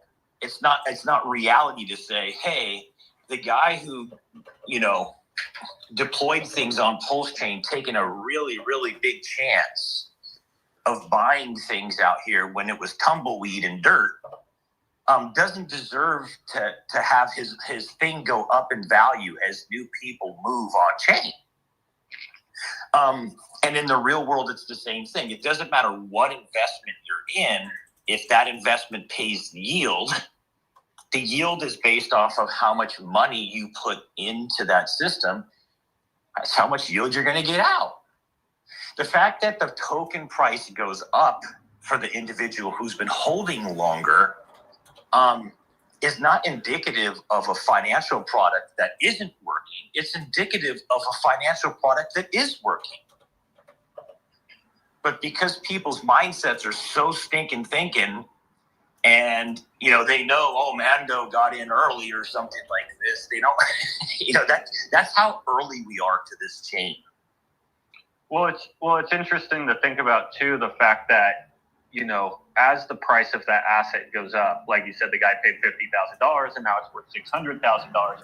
Well, now the rent that he's receiving off of it's going up too, right? And let's say he owned a ton of houses in that area. Let's say he bought like the whole block because he saw that there was opportunity there, or a group of investors, right? Let's say this is the C community. A group of people saw that this whole subdivision was a great opportunity for rental properties because they could see the future coming with educated guesses. Because that's kind of what we're doing here on Pulse Chain, is we're taking an educated guess off of what we're seeing the landscape is built off of. We see that it's a fork of Ethereum. We see that it has cheaper fees. We see that the founder of this blockchain has been known to be successful. Mathematically, we see that it's designed in a very well-structured way with scarce supply and built-in demand. Like, we're adding up all these pieces and we're like, yeah, creating the liquidity web is the exact same thing equivalent as to buying up a bunch of lots when it's dirt. Yeah.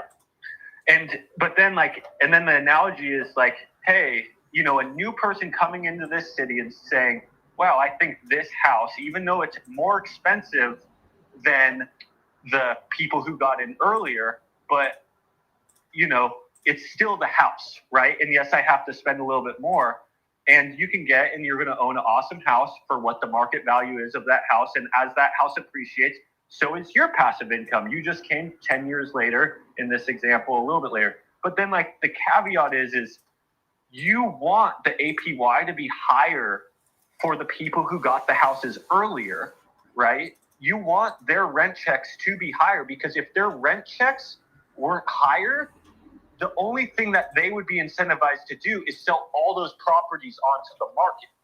And then what would that do to your investment?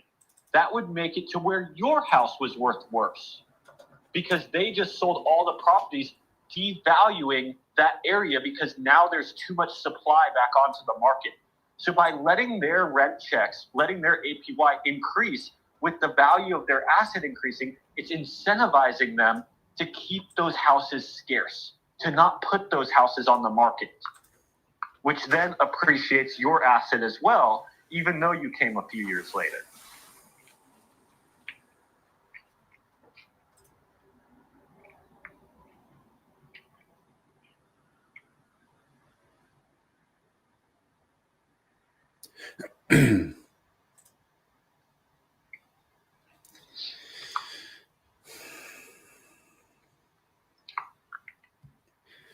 Perhaps now is a good time to remind everybody to vote on plsfolio.com every day. You can vote twice a day, and you can vote from, different IP addresses.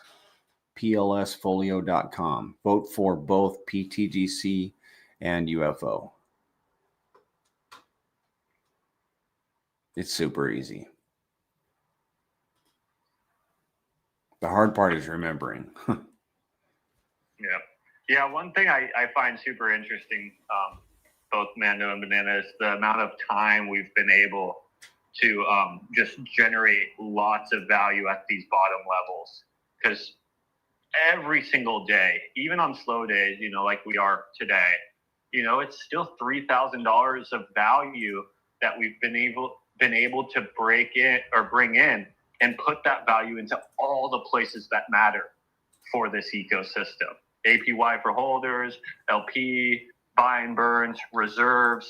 Like, it's the fact that we've been able to just sit here and do this for 2 years on a product that's sustainable, that is, because, let's be honest, I think someone came in last spaces and just said, like, the amount of stuff this protocol has had to go through as far as, just the chain having no new users, the fact that, on top of that, there's been 100 copycats on top of 100 copycats of people trying to extract from this community. The fact that, it's been a drawn out bear market for this. Like, we've gone through everything you can imagine.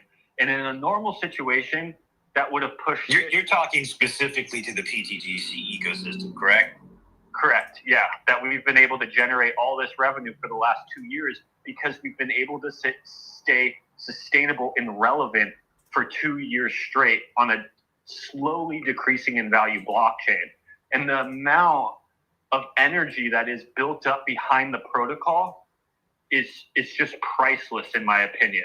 The amount of people that have been bought out of their positions, which is not a positive thing because we prefer them to hold, but the truth is people take profits and then we've bought those. It is a positive thing. It is a positive thing. Because that's always going to happen. It's always going to happen. And then the amount of LPs we've been able to add, like you were talking about, that prime real estate that we've been able to buy up at just bottom prices. Now we're one of the biggest LP providers for all of the RH tickers within our ecosystem.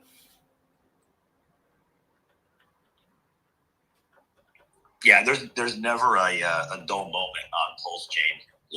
It's like every week, this is the new PTGC. This is the new PT. Every week, this is the new PTGC. I'm like, you have no idea what it takes to create a PTGC. You can't just launch a token and be like, this is the new PTGC.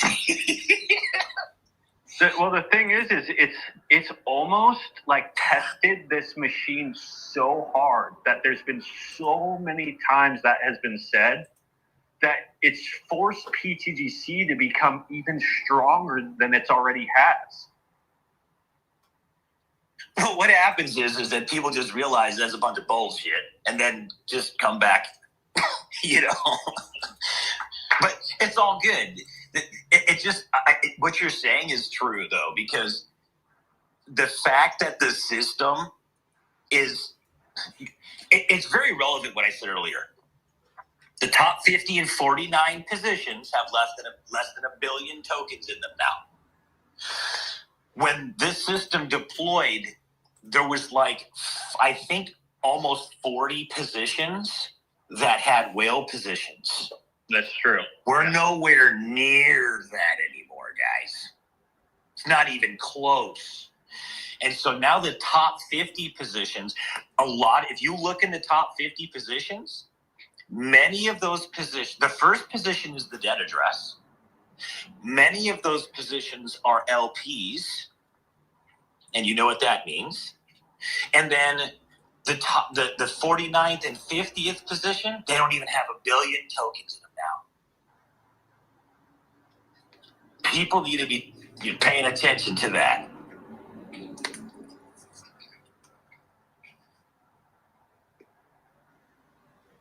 So now we're going to see 48, 49, 50 have less than 1 billion. And then it's going to just keep diminishing, And at some point, there's only a few people that have large positions. And those people are reaping massive passive rewards. Yeah. 100%.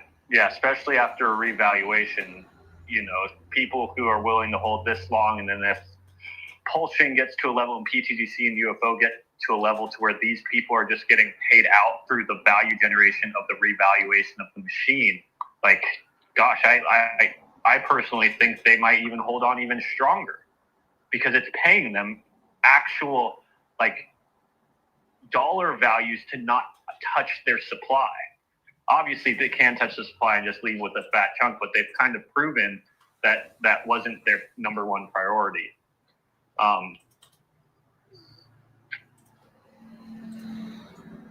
But, that kind of goes, what you're talking about is, there is only so many people who even can sell positions. And that's why I've been looking at the shark and dolphin positions of PTGC and UFO.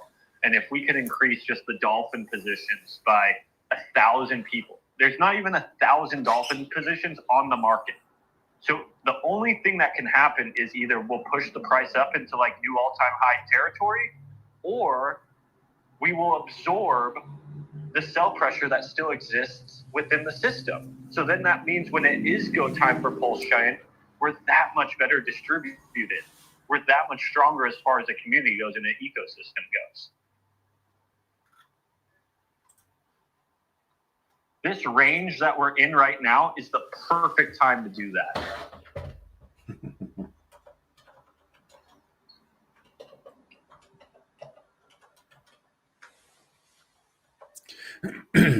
What is the numbers? We just ran Prairie. We just ran a whale position on UFO with 10 million in volume. What is it? What is it for PTGC? Do you have the ability to run that on the grays as well? Yeah, sure do. So let's flip this calculator to PTGC, and whale position is 2.91. So 2910 6 zeros. Let me double check and make sure I have the correct number in here. I think it's 2.91, or it's close. 2.91 billion PTGC tokens. You want to do $10 million in volume? Yeah, do 10 because I can just split it and get to 5. Daily yield, $981 monthly. So real quick before we go on, this is only reflections. Yeah. So if you're a staker, you're going to be earning roughly 150% more than that. Yes. I'll wait until we do the yearly one, and I can tell you, Mando. Or let's do that. Okay. Go ahead, Banana. I just want to, for everyone listening, I wanted everyone to know that this is just holding reflections. If you actually are a long-term holder who believes in the APY aspect of these protocols, you are most likely staked and probably locked. Keep going. Okay. $981 per day, $29,400 per month, $358,000 per year. And that, again, that's that's a one whale position at $10 million in volume. $360,000 a year.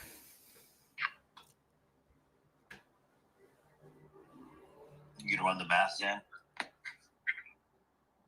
Yeah, so what you would be getting is 150% more than just holding. So if you're receiving 350,000, you said, Banana? 358. Yep. So it would be 358 pretty much plus 175. So 350 plus 175. 350 plus 175. So that's $525,000 a year in passive income. In reflections and staking rewards. Correct. Yeah, that doesn't include locking. So that would just be for holding and staking. 533,000 a year. Yeah, 525,000. At 10 million in volume. Yeah. Yeah. So you're talking over $250,000 a year at 5 million in volume. And the position costs like 600,000 right now. Yes. Jeez. And then obviously, and it just has to do a 2x, bro, from here.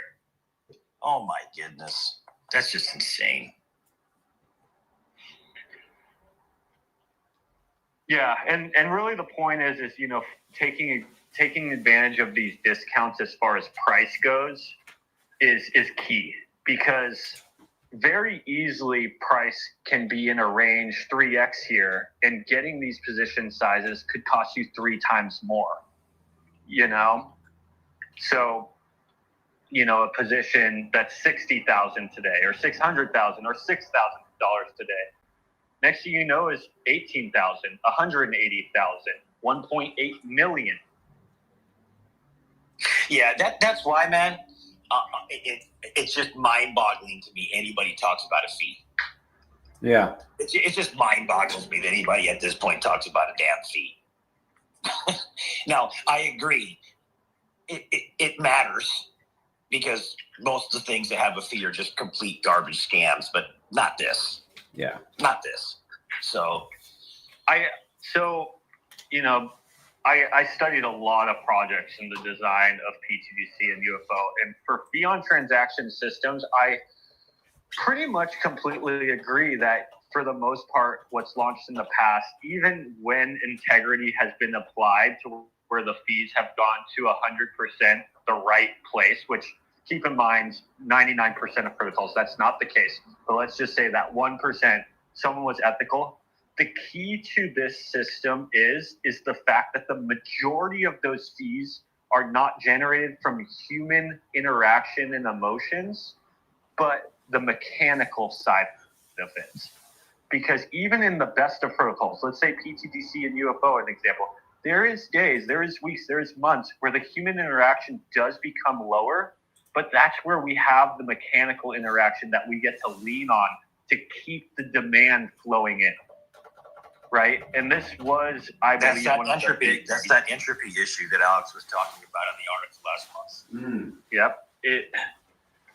And this isn't just fee on transaction tokens. People like to point a finger at fee on transaction tokens, where I think is somewhat wrong. You know what I mean? Because it's like, guys, for every fee on transaction token that's been unsuccessful, there's been 100 non-fee on transaction tokens that have been rugs and scams and bad projects as well, right? It's just how cryptocurrency is there's a demand flow that comes in right off the bat or at certain periods, and then that demand dries up when the market goes quiet, and 99% of projects can't make it into the next demand phase.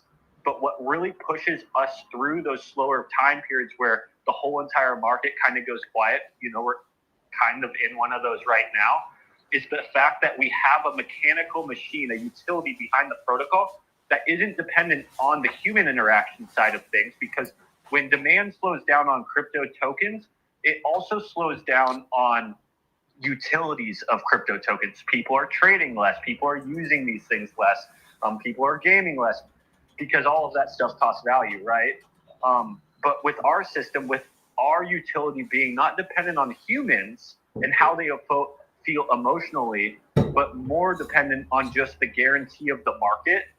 Obviously, there's slow days and busier days. Usually when the market slows down, the utility slows down too. So it doesn't mean our utility is running better during the slow times. But the point is, we're still making steps in the right direction, right? Even if it feels like we're on an escalator that is moving down, we are still taking steps up that escalator during the time period. So where most products get brought to the bottom floor just like that, we're staying constant in the middle because we're at least slowly working our way in the right direction, waiting for someone to flip that switch for us. And then next thing you know, we're right back at the top to where most just got thrown off the escalator at the bottom a long time ago.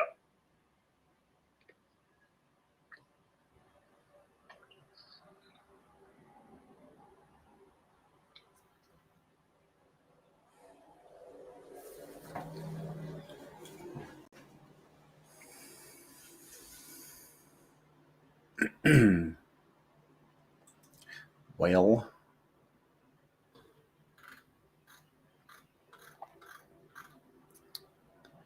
does anyone care to come up and make some comments, or do you have any questions?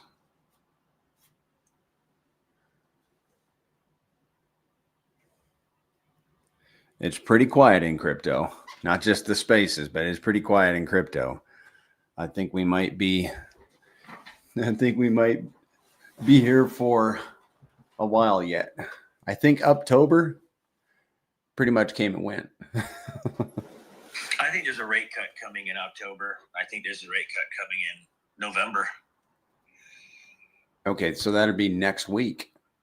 Yeah, I mean, I think that if not this month, for sure next month. And I don't know, man. We'll see what happens, but it's quiet right now, but I definitely think that's about to happen. That'd be great. But there have been a lot. I'm not bearish. I am not bearish. I'm just calling it what it is, man. There have been a lot of great things happen in the last year. I mean, so many bullish things, and here we are. I'll say this, that liquidation that took place a few weeks ago. Okay. That really showed me something. What? Well, the strength of the cryptocurrency market, because there's never been a liquidation to that degree ever. Mm-hmm. And the market took it and it didn't even do anything to the market, really.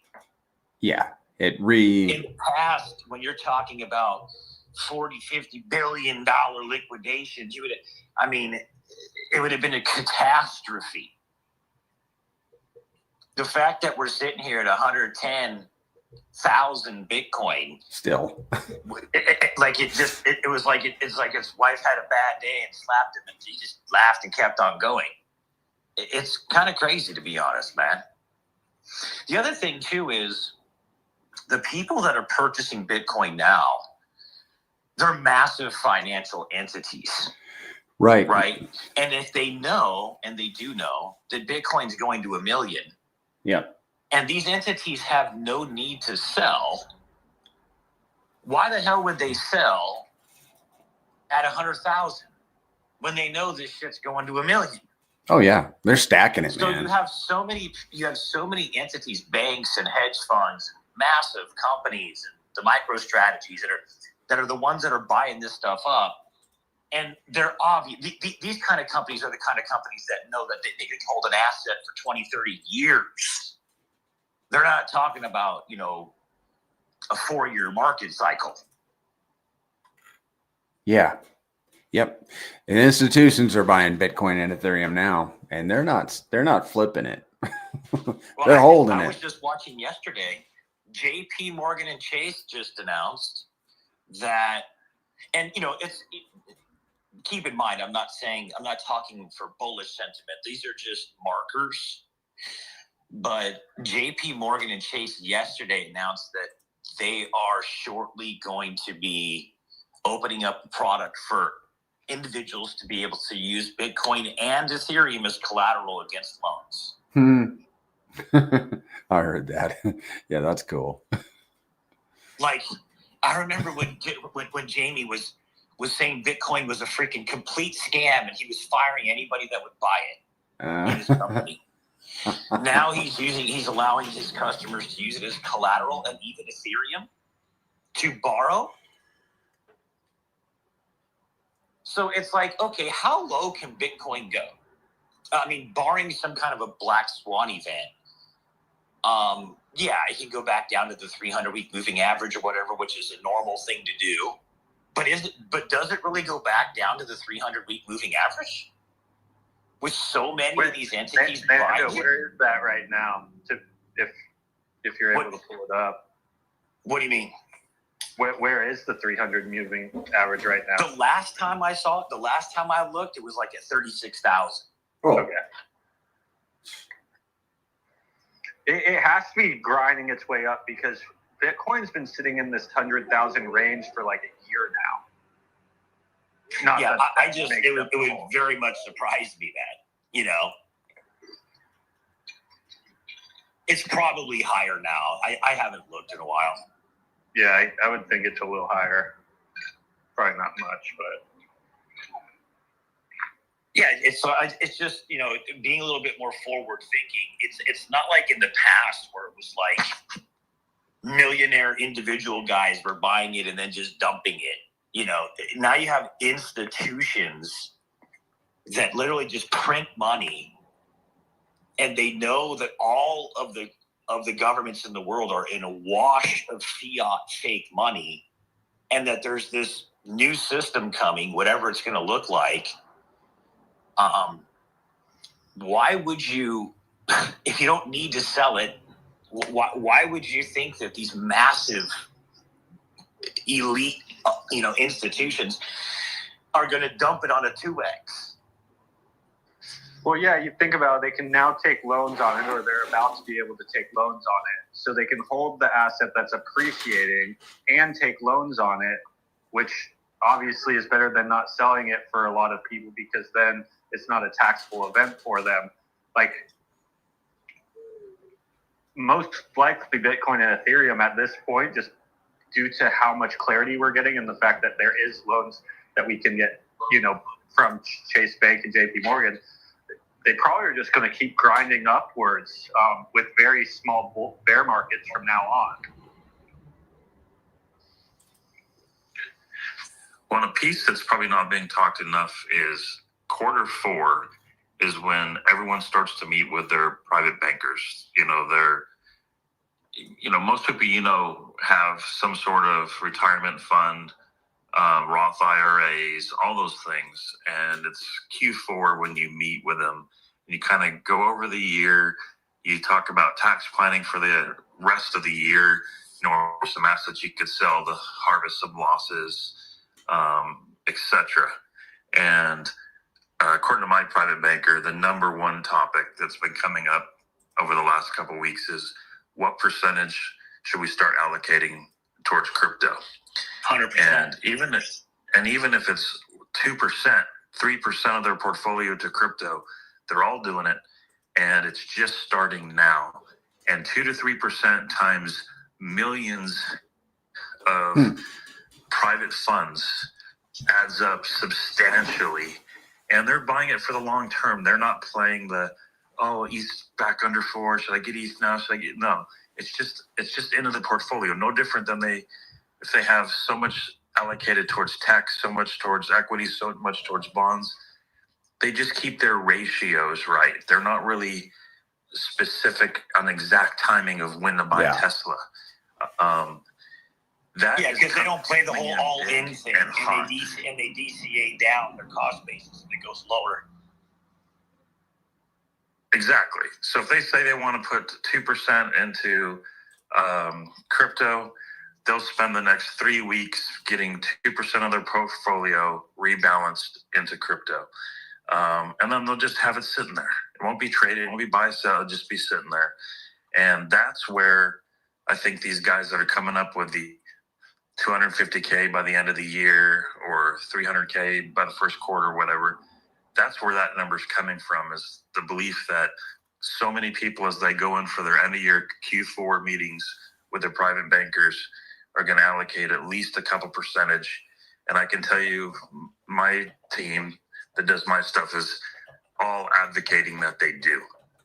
And these are guys that used to give me shit. They used to give me a ton of shit when I was putting stuff into crypto. And now all of a sudden they're telling their clients, yeah, I think we should probably allocate 3%. If you're younger, even higher. But, for the older guys, 3% of your portfolio. And those buys are just going to start rolling in between now and the end of the year. And those products, I believe at this point, they require that the physical asset has been purchased is in an allocated account. It's not like it's paper. So No, these are, Wells Fargo, Private Bank, JP Morgan Chase. These, yes. They have to do it the right way. Yeah, so it's just this cycle is interesting. And, when you take into consideration, there's only so much Bitcoin and there's only so much ETH. And, that's the way the world is headed. So, okay, now that we're here, 14 years in or whatever, how does that inform our longer term reality, the way that we're looking at the market? Obviously, for Pulse Chain, ETH being included in that kind of a JP Morgan Chase product is massive. In the sense that it is an exact fork of that exact product, and the founder owns that much of that product. It just puts Pulse Chain in a very unique situation, and it's just going to be really interesting to see what the hell Richard Hart does from here. Yeah, with JP Morgan announcing the collateralization of those assets, that tells me one thing, and that's they're going to be in the custody business soon. 100%. And they're going to want people holding their Bitcoin and ETH with them, 100%. which they'll take their 1 basis point on and make billions. 100%. Yep. Because most of these people don't want to deal with it. They don't want to deal with, get my ledger and set up my seed phrase, and they don't want to deal with any of that. Just the not your keys, not your coins is so true, and I believe nobody cares. But that's for guys like us that are here. Yeah, you're right. No one in the real world cares. Look, here's the reality, brother. In our world, like, we've been programmed for that. But these big billionaire hedge funds and these big billionaire investor guys, they say in their minds, I've trusted $5 billion with Morgan Stanley for 100 years. Why would I not trust them with the crypto asset? It's the same thing. They don't care about that stuff, man. You're exactly right. Yeah, a lot of them don't even want the self-custody, especially if they don't know what they're doing. They rather... No, it's a complete risk. It's an unnecessary risk, man. Yeah. I see Kim Tran. Self-custody, there's no 1-800 number to call to say, hey, I can't get access to my crypto. They want a 1-800 number to call. Yeah. Yep. Not going to find that in crypto. DeFi, anyhow. I see Kim Tran in the spaces. And I understand she's new to Pulse Chain. Well, if you're new to the Grays, Kim, we're here to answer any questions you might have. How you doing, Kim? Nice to have you in the chat. Hi, everyone. How you doing? Good, thanks. I was just listening, and it's an interesting topic. It really is. What's most interesting to you? Well, when you're mentioning how, we're seeing the trends of the banks, the institutions, and some governments too holding cryptocurrency. And when these big institutions make moves like this, it's not like we thought of this yesterday, right? This is a calculated plan to, set up some sort of infrastructure. And I don't know what the time horizon is, but if we can see this is going to be part of our future, and going back to financial education, right? Like, I don't think most people understand even today what the TradFi system is and what is actually happening to their money. So this kind of Bitcoin blockchain change is really just nothing to most people. But I think this is actually an opportunity for us to capitalize. And when you talk about, being your own bank, I think that is a concept that is actually now more concrete more than ever. And I think that's the message that really needs to come out of crypto. Well, the truth is that Legacy has been being their own bank, using other forms of financial products for a long time, like insurance policies and whole life insurance, cash value policies, and all kinds of things, connected to things that lawyers essentially have to set up, right? But crypto now is doing something unique and offering a different way of being your own bank. And it obviously took a while for the legacy markets to kind of commandeer their position into it. But once that position is solidified, which for JP Morgan Chase to come out this week and Jamie say, yeah, we're about to launch products where you can use your Bitcoin and ETH as collateral for loans. The system's changed.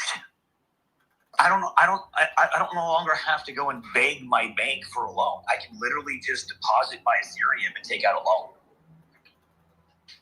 That's a sea change. Yeah, I kind of see this part of the journey right now as kind of like a tech upgrade for the banks. I feel like, the ACH system of I don't know how many business days it takes to get $1 amount to another dollar, bank account. Why was that in existence for all this time, right? When we have this sophisticated technology, in our phones.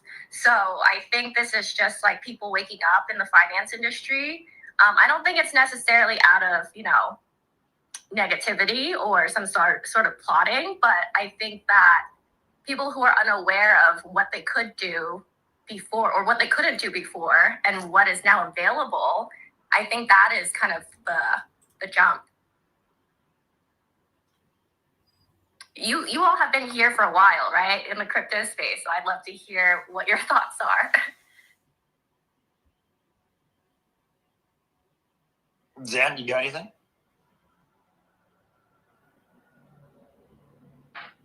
Yeah, I can add something. Sorry, I'm kind of watching my son near this staircase too, so if I randomly stop, that probably means he's running towards it. A lot of the holds on stuff, this is kind of even with Coinbase, right, is a lot of people think that that's the value, but it's more of a protection, in my opinion, and I think that's proven too, that when people have a Coinbase and stuff like that, and they're trying to pull money into DeFi wallets, those DeFi wallets are obviously not insured. And if a scammer or a hacker gets from Coinbase to that DeFi wallet, there is no recovering it at that point. And I feel like that's a lot of reason why ACH payments takes a while. And, if there's a lot of checks and balances to that, is because when you're, let's say even wiring value to another country and stuff like that, it's a lot harder to get that value back than, international or domestic transactions. So I think there is a risk thing that we're going to have to figure out on their own end how they're going to do this. And it's probably going to equal centralization, right? To where it's a bunch of IOUs, kind of like the centralized exchanges do. But it will make it to where we get better adoption. And then like Mando was saying, if we have the ability to take loans off of our cryptocurrencies, this is going to be great for the price of cryptocurrency, because people won't have to actually sell their cryptocurrencies anymore to then have cash at hand. And then as that asset goes up, they're still technically owning that asset, and they can get their assets back as well. Obviously, you can already do this with, but it could eliminate the need of going in and out of centralized exchanges. And I think Richard even talked about that recently, that the centralized exchange need is drying up, and that's why these centralized exchanges are building their own blockchains and stuff and creating their own stable coins, because it's more likely going to transition from centralized exchanges to more stable coin on and off ramps in the future.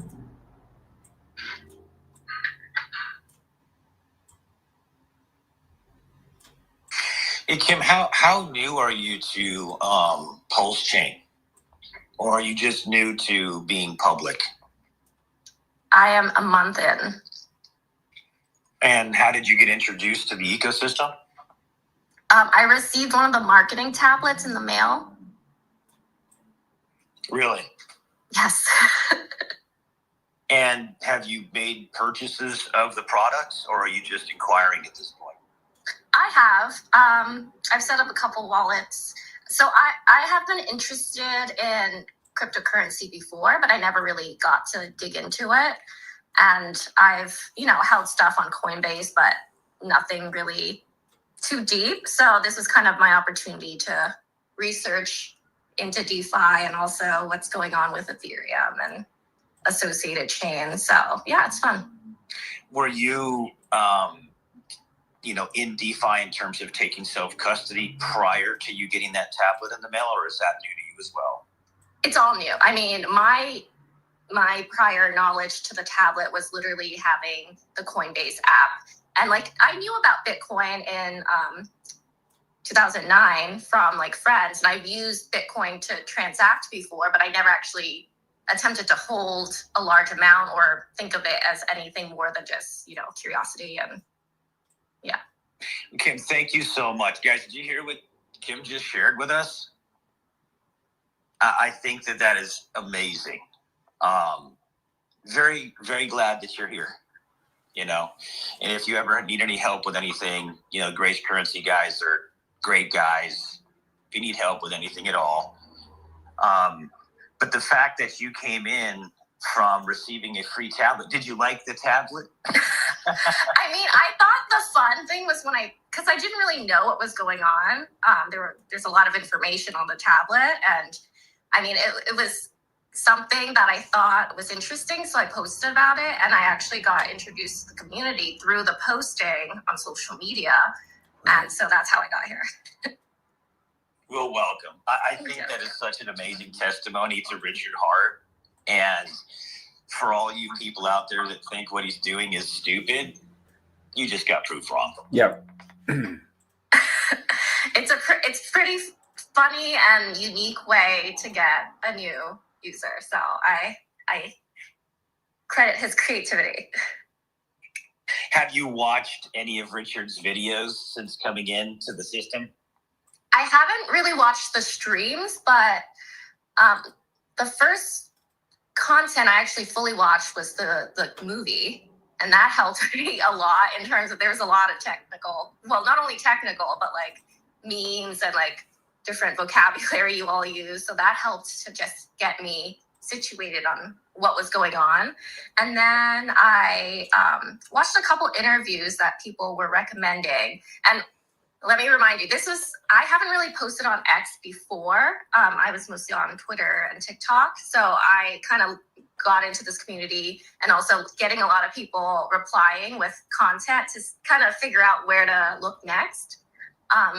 So mostly that. And I think I've been joining a couple of spaces and people have been helping me get my bearings on the chain and Richard as well. So, yeah. That's amazing. That's amazing. So glad to have you. I just gave you a follow. And, if you ever need anything, want to talk, hang out, I definitely am one of those guys that loves to onboard people and talk to. So have you spent any time getting to understand how the Graze works on top of Pulse Chain, or are you kind of new to that, to the actual protocol? I'm new to this. So I think within a week or so, I finally understood all the swaps and getting onto Pulse Chain. And now there are meme coins, but I'm trying to figure out all the protocols and just what is the difference between each project here. So this is also my first time looking into blockchain deeply. So that's kind of where I'm at. But I kind of read a little bit of what I see on some of your pages around the dynamics of two of your coins. So yeah, would love to look into it. That's awesome. I got one last question, and then I'd like Zen to chime in. But when you came into Pulse Chain, did you use the Pulse Chain bridge, or did you use Liberty Swap? So this is what I did. I'm going to explain it to you, and you tell me what I actually did, because there are just so many different sites and so many different ways to do things, and sometimes it doesn't work in your country, and so did this method and it works. So what I did was I went to Coinbase. I got some USDC stablecoin, and then I bridged. I think. Tell me if that verb is not used correctly, but I went to Simple Swap, and then I got Pulse. And then from there, I was able to go to Pulse X, I think, to get all of the other tokens. Interesting. Yeah, so you use an aggregator. Yeah, Simple Swap. Yep. Okay, aggregator. Yeah. Yeah. Yeah, that's actually not a bridge. It basically just takes your USDC, swaps it for an amount of Pulse that you wanted, takes a small fee, and then sends it to your EVM wallet. So could you explain the differences between the aggregator, bridge, and all those dynamics? Because like I'm aware, you know, if I have fiat and I go out and buy some crypto on an exchange, that is one thing. But what are the next intermediate steps? Yeah, so the Pulse Chain Bridge, let's say you go to Coinbase and you buy, USDC, and then you send it to your Ethereum wallet, your MetaMask or whatever, right? Yeah. If you go to pulsechain.com and then you go to the actual bridge and you click on the bridge and you connect to the Pulse Chain Bridge,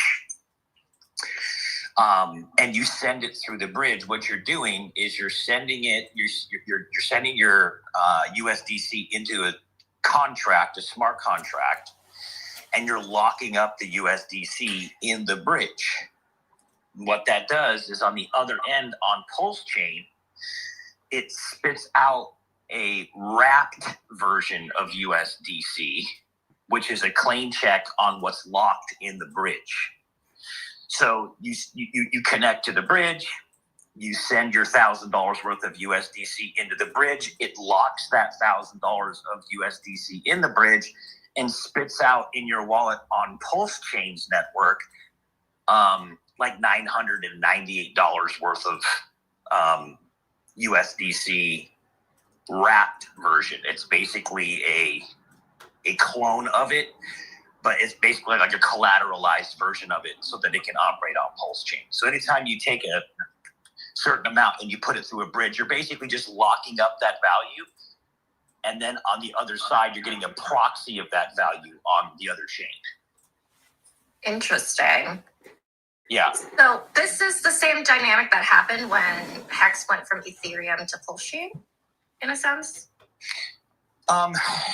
When you bridge in Hex that's native to Ethereum, so if you're on Ethereum and you buy Hex that's on Ethereum, yes, and then you send the Hex through the bridge, you're actually receiving a wrapped version of Hex, and that's why we'll say Hex from Ethereum as opposed to just Hex, because there's a native Hex on Pulse Chain, which is native to Pulse Chain. We call it P-Hex versus E-Hex. So there's on Pulse Chain, we have the Hex that's native to Pulse Chain, and we also have the Hex that's native to Ethereum that's been bridged in. That's called E-Hex. So they're two different assets. So what am I doing different when I use the aggregator? So an aggregator is basically like a company that goes out, and when you want an asset, it will go out and buy that asset for you and then send it to wherever you want to go for a fee, because they're making it simple for you to not understand, it's connecting to bridges and to doing all these different things. So you're just basically saying, I have USDC, but I want Pulse. And they say, okay, well, give me your recipient address where you want it to go, right?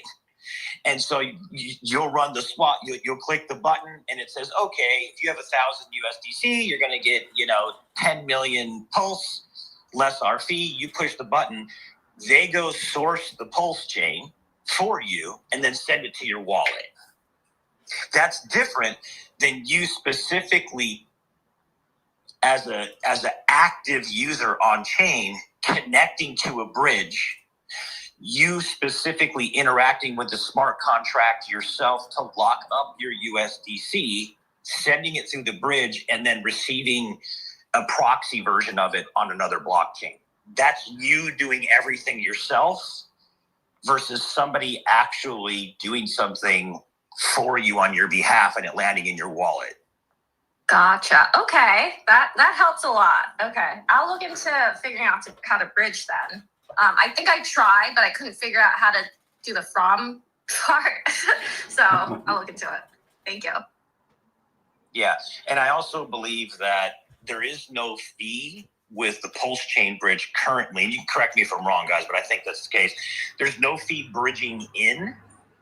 So whatever ETH or amount of USDC you bridge in from Ethereum into pulse chain using the bridge, there's actually no fee for that currently. Only when you leave the chain. Awesome. Okay. Great question.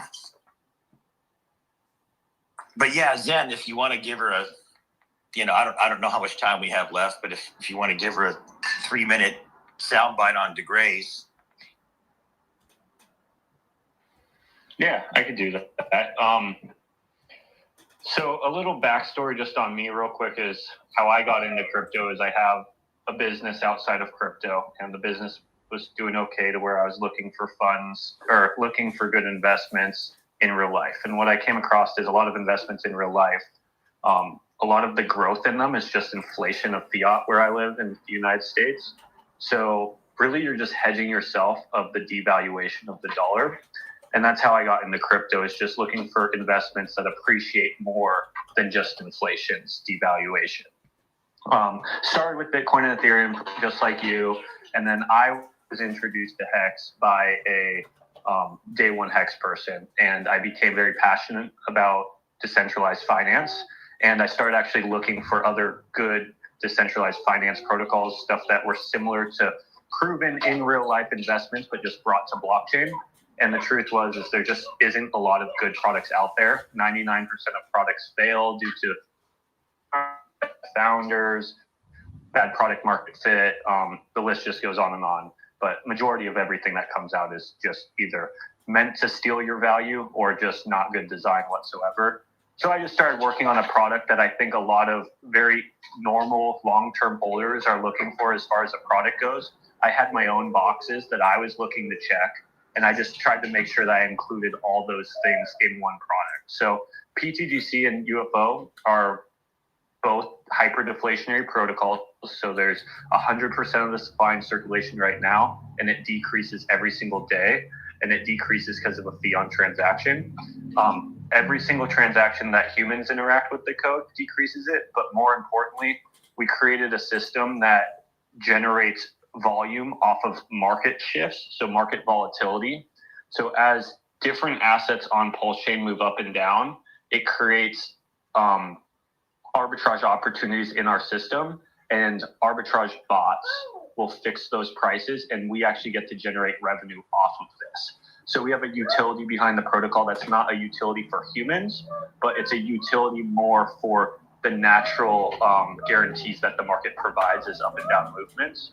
In the last year, I think we've generated around $10 million just off of our fee on transaction, with the majority of this coming from the utility part. And then, so we're deflationary. We APY, I think a thing that most holders are looking for is they want to have their value working for them, and they want to be paid for that value working for them. So they want APY for whatever their investments are. If that's passive income from rental properties, usually with stocks, it's more just price appreciation that they kind of sell you on as passive income, but it's not really passive income. It's more from price appreciation. So that's built into our protocol. Every single day, you get more tokens in your wallet with every single day passing on in a supply that's constantly decreasing. It also is diversification all in one token. So we have a liquidity web structure that exposes our holders not only to just the PTG asset on chain, but it exposes them to also the growth of other assets on chain as well. So we're connected to all of RH's tokens and a couple of the top meme tokens and DeFi protocols on chain as well. So, just, I guess that's a pretty basic example of what we have going on here. It's more, it's a DeFi protocol that's trying to give users a lot of the features that they're looking for a product on chain. It also has the ability to do a crazy amount of exits just due to the fact that we're built on a completely undervalued blockchain and are ultimately very unknown specific to our product itself as well. Awesome. Thanks for explaining. I have a couple questions, I guess, because I'm new to like the interactions and really understanding what a protocol could be or is right now. What is, when you talk about the fees that you get, is that from like some sort of automation that does, I guess, some sort of activity or correction that helps the chain? Yeah, so within our code, we included a fee on transaction within all contracts have fee on transactions. But every swap does have a fee for the most part because there's a fee built into every DEX. But our specific token has a fee, and it's 5% when you buy or sell or send. So as a user, if you buy our asset with $1,000, you will receive $950 of that asset. Very similar to where when you purchase in the Coinbase, they're charging you a fee for going in or going out of Coinbase. If you come in with $1,000, you don't get $1,000 of Ethereum. It's probably like 950, very similar fee structure. To where we use that fee, that 5%, to all the places that matter for a sustainable and growing ecosystem. So this 5% goes to APY for our holders. So we are paying the people to actually hold up the price of the asset, which is really the only thing that matters in crypto is people buying and holding. So we're incentivizing that via an APY. And then we're also buying and burning our own supply. So we're adding constant demand into our product, even when no users are buying it. Our code is buying it. I think in the last year, PTDC bought in over $2 million worth of PTDC via our own fee on transactions. And then we also add LP. So we're constantly adding more liquidity for the project. For our specific ecosystem, the liquidity is more just backing the asset. It's also used to generate us revenue. So the more liquidity that we add, we actually get to generate more revenue, which is kind of like more passive income sources for our specific protocol. Also backing the product with more value. More liquidity is more value, which lets bigger players get in and out. This is why like a lot of big players will interact with Bitcoin and ETH, but not smaller tokens because smaller tokens don't have large enough liquidity for big players to play. So we have a huge focus on getting our liquidity growing, not only because it's actually funding our growth, but also it gives the ability for large players to actually interact with our code. And the more big players that interact with the code make us bigger. It's compounds. So that's pretty much the main three things that our fee on transaction goes to. In our opinion, these are like the things that matter to create a sustainable, growing ecosystem. None of the fees go to a specific founder or a specific person. It's all decentralized and automated. And we do have the ability to pivot and grow with the ever-changing crypto market with a DAO. And the top 100 stakers are able to create proposals to decide where those funds go. Since Genesis, the main place that all these funds go are just buy and burn. So buying up our chart and sending the tokens to the debt address, and LP, which, I just talked about those main things. Yeah, so Kim, the system is the cryptocurrency is a revenue generating cryptocurrency akin to a company that generates revenue. But the protocol has no overhead. So I think currently right now, the currency is generating on average between $3.5 to $5 million a year in revenue. 100% of that revenue goes back to the holders. A portion of the revenue goes to them directly in the form of APY, paid to them in Gray's tokens, in PTGC or UFO tokens. A portion goes to backstop the actual protocol in liquidity. A portion goes to buy up the chart, remove tokens off the market, and send them to the dead address where they can never be bought again. And then a portion of that revenue goes to the DAO, and the DAO takes that capital and strategically deploys it to enlarge the liquidity web, create new means of bringing in more revenue, buys the tokens and burns them, and does strategic things that continues to enlarge to the benefit of the token holders, the ecosystem. So it takes this, and the APY that's paid out to holders, it doesn't come from inflation. It comes from volume and volatility on the network. And as people buy and sell the products, and as market makers and arbitrage bots are rebalancing liquidity pools and doing things on the network where they're able to use our liquidity to make money, they have to pay us a toll fee to do it. So whether it's a human buying or selling, or whether it's a bot that's utilizing our liquidity to make arbitrage revenue, anyone interacting with the protocol has to pay a small fee. That fee goes to the token holders in basically the only places that matter in the industry, which is backstopping the liquidity, paying passive income to holders, making the tokens more scarce, and the pivotability of having the ability to have a certain part of the capital be able to go out and enlarge the system. Awesome. And in a way, at a high level, is this kind of just like how a company would manage, like a public company would manage shares? And it's very much like an index of, it's basically like an index of the entire blockchain. So yes, in that sense. Interesting. So how do these tokens interact with the core ones?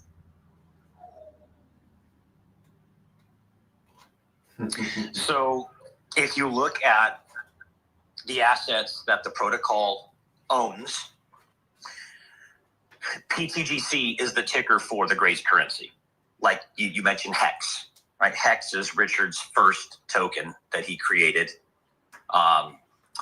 So PTGC, the protocol, owns a bunch of HEX and paired it with PTGC in PulseX. The protocol has purchased billions of Pulse and paired it with PTGC in a liquidity pool. Same with Ink, same with PulseX. So all of the cores, for example, let's just take the 4 cores. PTGC has bought those cores. We've been one of the biggest net buyers of Richard Hart cores for over 2 years now. And when we buy his core assets, we bond them together in liquidity with PTGC tokens and then burn them into the PulseX DEX. That literally is giving those assets to the PTGC token holders and the community.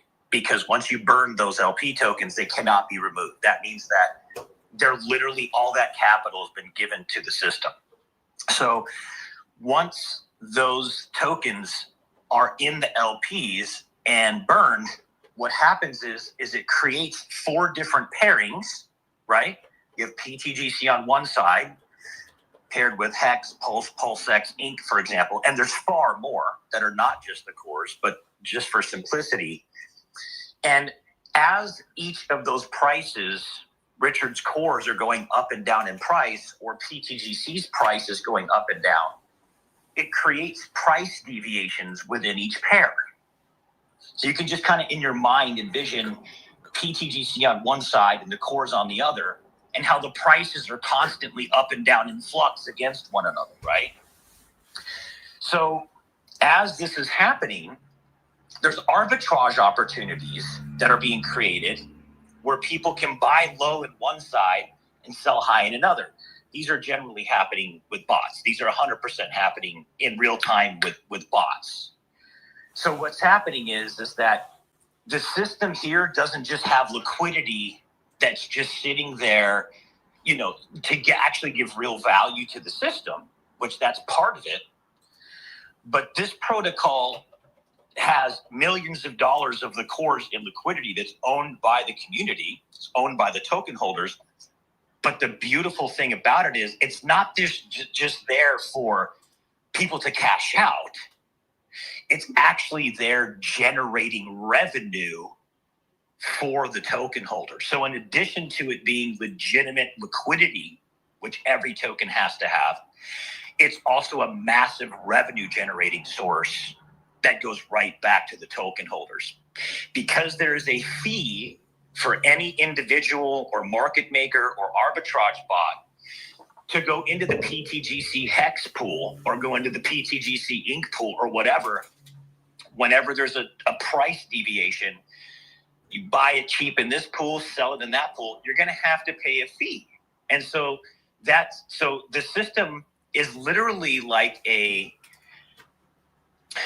way that the system is designed, it's designed in a very eloquent way to where the PTGC protocol owns all of Richard's core assets. And so if those assets go up in value, we own those assets in those liquidity pools. And so when they go up in value, our token, because of what's called reflexivity, goes up in value as well. The only reason why it wouldn't go up 100% of the value is because of any type of sell pressure on the chart. But I'm going like into the weeds, but the system basically is designed to benefit massively from Richard's core tokens going up in value on their own. But then we're also able to do X's up and above what those cores do because we are able to do X's on our own as well. And that's before you take into consideration that it's a revenue generating cryptocurrency and hyperdeflationary. So it's built on top of the power of the system, utilizing the system, and it capitalizes on the only thing in crypto that actually is the constant, which is volume and volatility. It actually monetizes the volume and volatility of the blockchain, pulls it back to the owners of the tokens.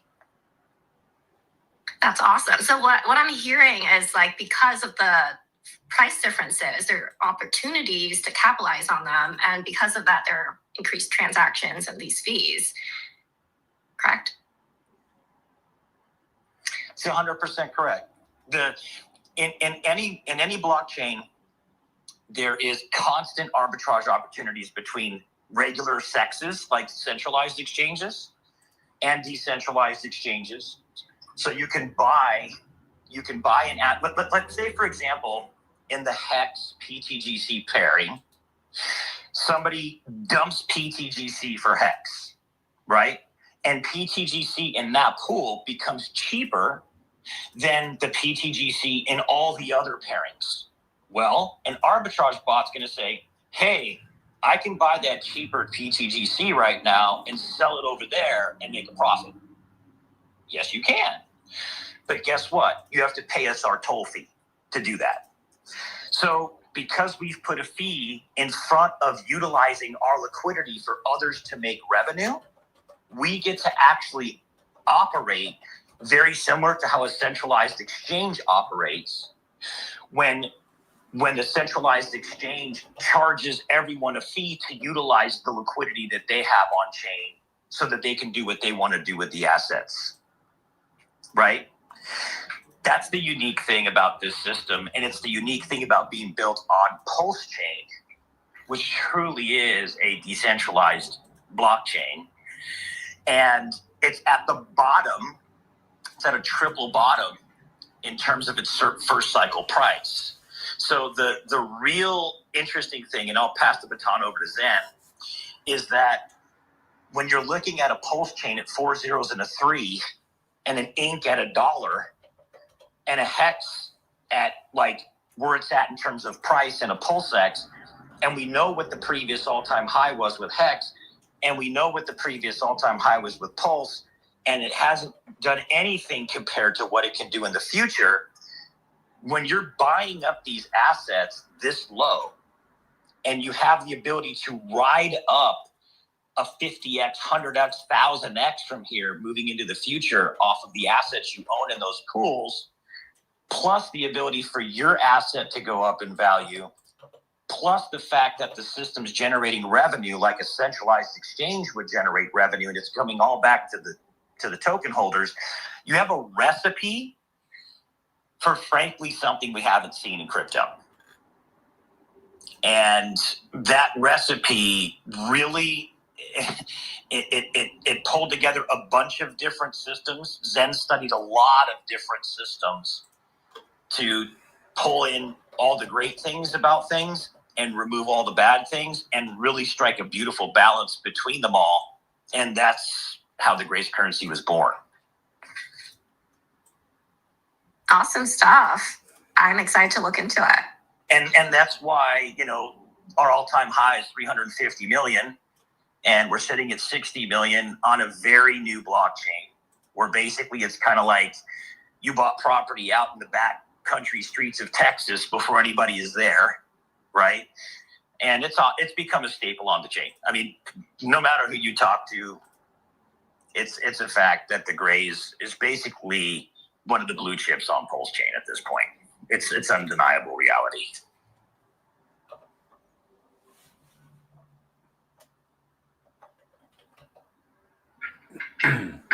Yeah, I'll add something in there. A good example to look at that has not exact structure, but a very similar structure, Mando mentioned it very quickly, is centralized exchanges. Centralized exchanges own a lot of different assets, and they're holding liquidity in those assets, and they're offering that liquidity up to users and bots in exchange for a fee, right? And the prices of these assets fluctuate constantly. Users come in and come out and access this liquidity constantly. And but the centralized exchange makes a ton of money off of this, especially the bigger the exchange grows, the more liquidity they have, the more value they get to generate. We're kind of doing the same exact model, just more of it in a decentralized way on a blockchain that has a lot of X's to do. Hi, Berlin. 1 second.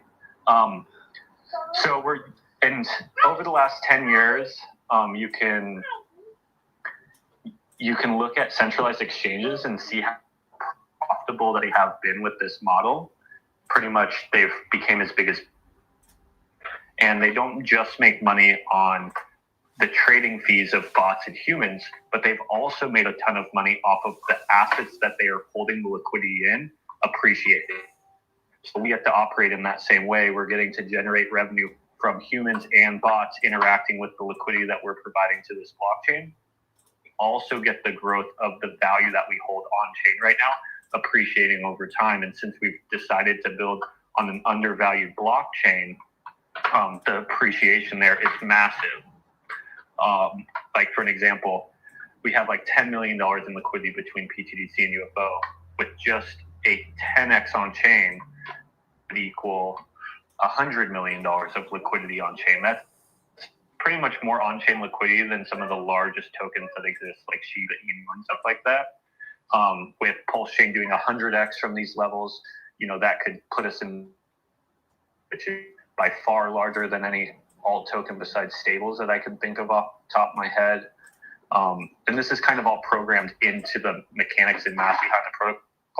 But then we also have the ability not only to get the X's from the blockchain, but we can do X's in our specific product. And I was talking about this earlier. Right now, $5 million into PTDC would push PTDC up roughly 10x. And if we did a 10x before Pulse Chain started to move from this level here, let's say Pulse Chain did a 20x and we did a 10x, what PTDC would be exposed to is a 200x from that example. This is something I've coined the X multiplier theory. Richard calls it reflexivity, but it really showcases if you can actually find at the lows of a blockchain the products that have sustainability and product market fit and can actually gain growth, which I think PTDC is one of them due to the features Mando was talking about. The amount of X's that you can do in a product is so incredibly high. It's insane, like higher than most people think. And they become more sustainable if a portion of those X's are coming from the blockchain itself. Because if a portion of those X's come from the blockchain, your liquidity is rapidly getting rised up with the value of your product as well. Most large tokens don't have this ability because they're built on a blockchain that's already up 1,000x. And then that's when they come up. So the most they're going to get out of their blockchain is, a 2, 3, 4, 5, 10x, to where we have the capability of the blockchain doing a ton of our heavy lifting, not only just revaluing the price of our asset, but also revaluing our liquidity. And by them revaluing our liquidity, they're going to make our value generation more, because if our liquidity goes from 10 million to 1 billion, that's the market makers to fix these liquidity pools, what we were talking about earlier. Like if Hex moves up and then let's say most token moves down, the amount that an arbitrage bot will have to do to fix those pools, our utility, will be 100 times more. So then we'll be able to generate hundreds of times more the amount of revenue in the future, which then means 100 times more the APY, 100 times more the buy and burns, and 100 times more value going to LP as well. Awesome. It sounds like a lot of system engineering in a way to make sure that, as prices fluctuate, there are these subsystems that end up, I don't know if rebalancing the system is the right terminology, but It's perfect, Kim. That's exactly what's happening. Yes. Yeah, a lot of the growth is getting driven by mechanical and being able to understand how these liquidity pools function and grow. Like a lot of people say, hey, our protocol is going to do 100x, but they actually can't tell you mechanically possible how much needs to be injected, out of what from the blockchain, out of what from this. So we've kind of broken all this down and figured out how to get to the end outcome that we're looking for. And also we've made it to where we're not so dependent, and most protocols are dependent on human emotions and human purchases. To where, yes, we do grow from human interaction, but if you see where the entire world is evolving at AI, right? AI is pretty much taking over white collar jobs at this point. Why? Because it's better. You know what I mean? You don't have to depend on an emotional human that can't work 24/7. And then if you look at blue collar jobs, right? Most people are getting replaced and machines. Why? Because they can perform better. They're not emotional, etc. So it's natural that we eventually will evolve into protocols like PTGC and UFO that's priced from human interaction and human emotion, but mechanical and AI interaction. And this is kind of what we're leveraging here and using them to boost our ecosystem instead of not solely being dependent on human interaction. Just like in a normal business, you also have parts of the business that are based on human interaction, which we have that too. We also generate revenue off of human interaction, but a large amount of our success is constantly leaning on something more stable, and that's the mechanical interaction of the protocol as well.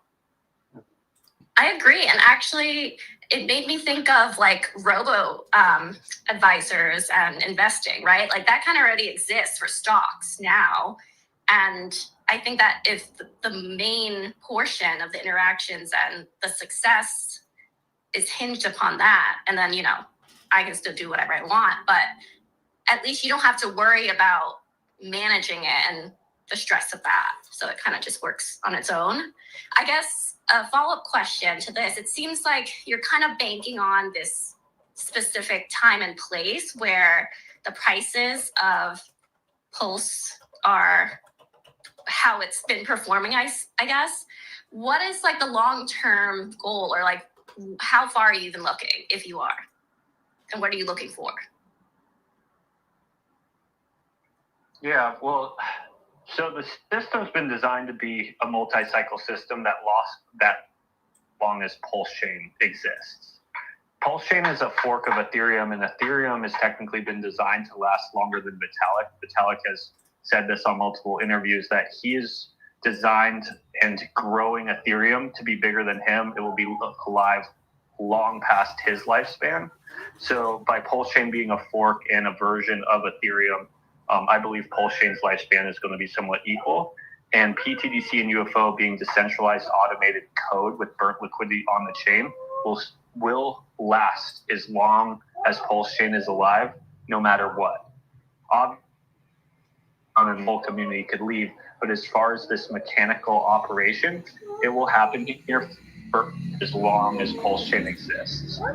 My goal, we were kind of talking about this earlier, we can have tons of success on our own. So since PTGC and UFOs launched, Pulse Chain has actually gotten down in value. So we've been able to be being in pretty much one of the worst environments that you could imagine.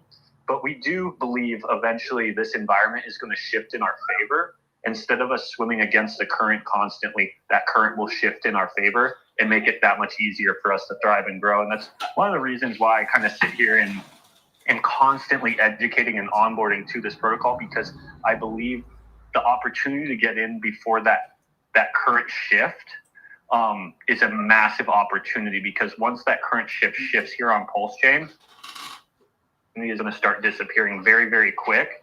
And this will evolve from a speculative asset, which it is today, into pretty much a true store of value system that pays you passive yield in a fully deflationary asset. I think it's important to note that. I think it's important to note too that, Kim, essentially since the launch of Pulse Chain, the price of Pulse Chain has just been in a downward trajectory, and we got sued by the SEC. There's just a lot of variables that happen with the launch of a new chain, and so as we've been buying Hex and Ink and Pulse and PulseX and pairing them, the system has been getting enlarged in terms of its liquidity web and its ability to generate revenue. But as Richard's tickers, the cores, in quotes, have been going down in price, reflexivity works both ways. So if we're pairing PTGC with the cores and the cores are going down, that pulls the price of PTGC down with it, right? However, even though that's been happening, we're sitting at a $60 million market cap with an all-time high of $350 million. The point is that this system, even though it's been on a blockchain that's been going down, and it's actually been bonded with the cores that have been going down in price pretty much the entire time, it's done hundreds of X's against the actual blockchain. So it's not dependent and contingent in one sense on the blockchain going up in value for it to go up in value. But when those cores do go up in value, it skyrockets the power and the velocity of money and the velocity of the valuations and the velocity of the revenue being generated in this system, because we get all the reflexivity of the cores going up, plus how the system itself works naturally. So when you look at the price on a weekly, you can see that, this thing started at 100,000 market cap and it's at a 60 million on a chain that's just been going down the whole time. In other words, it can do its own performing, and it does do its own performing regardless of what the underlying cores are doing. But when those cores turn around, it's like jet fuel on the system. So basically, you validated it on this downturn, right? And the concept has been proved. We have true proof of concept with over 24 months of real KPIs and data on the system. Amazing. Well, last question. Why did you call it the Grays?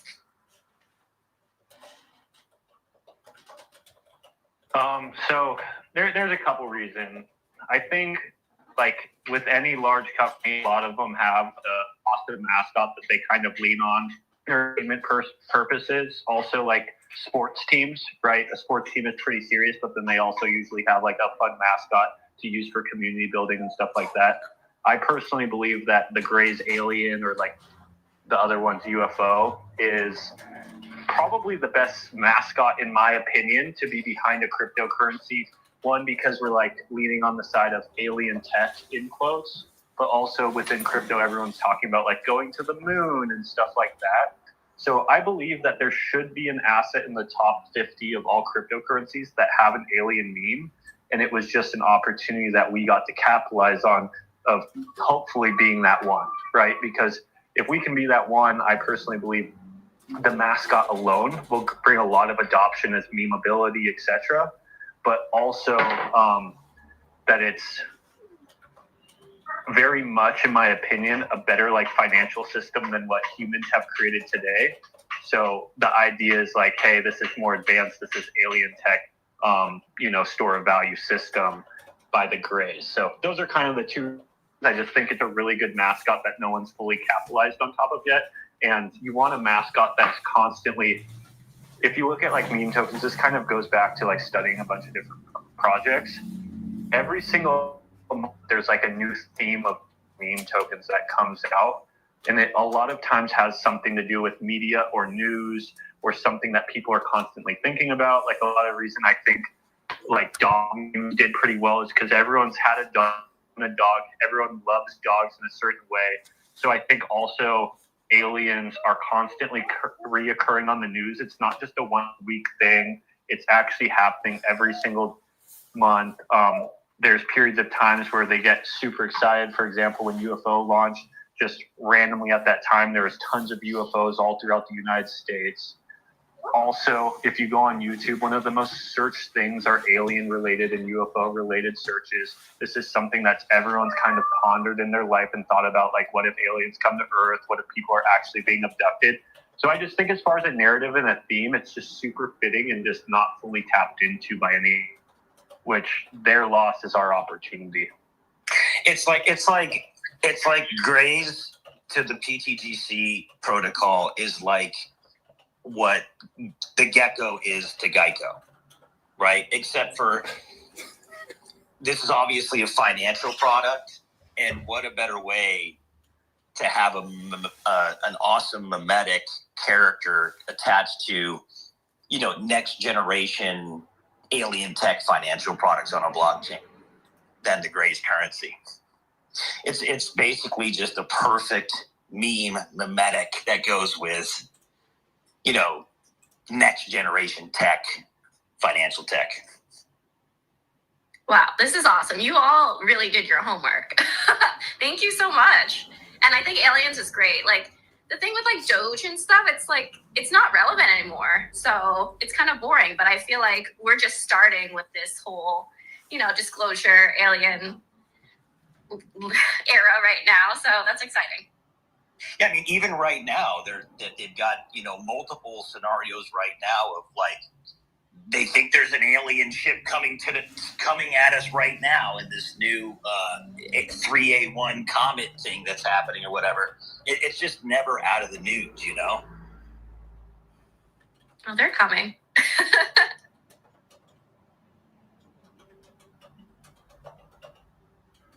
I've got to take off, guys. Had my stepson fly in, and I've got to do a few things with him. But really, really good to have you, Kim, and thanks so much for coming up and contributing to the conversation. I did send you a DM, so if you have any questions or comments or want to connect anytime, just feel free to hit me up. Thank you so much. And same, I got to hop too, but I really appreciate everyone's discourse. It's really helpful. Absolutely. Pleasure to meet you. Nice to meet you. Bye. Bye-bye. That was fun. That was super fun. I'm so glad she came up and chatted. The people on YouTube really appreciated hearing from her too. And said she asked some very good questions, and that was a very lit segment of the spaces today. Yeah, definitely. Good job calling her up, Banana. That was all you. Well, thank you. Yeah, thankfully I'm on Twitter enough that I came across her. I remember when she received her tablet. She's like, "What's this, guys?" It was all over Twitter. I just happened to come across it. So familiar face, We don't get too many girls in crypto, so you got to call on them.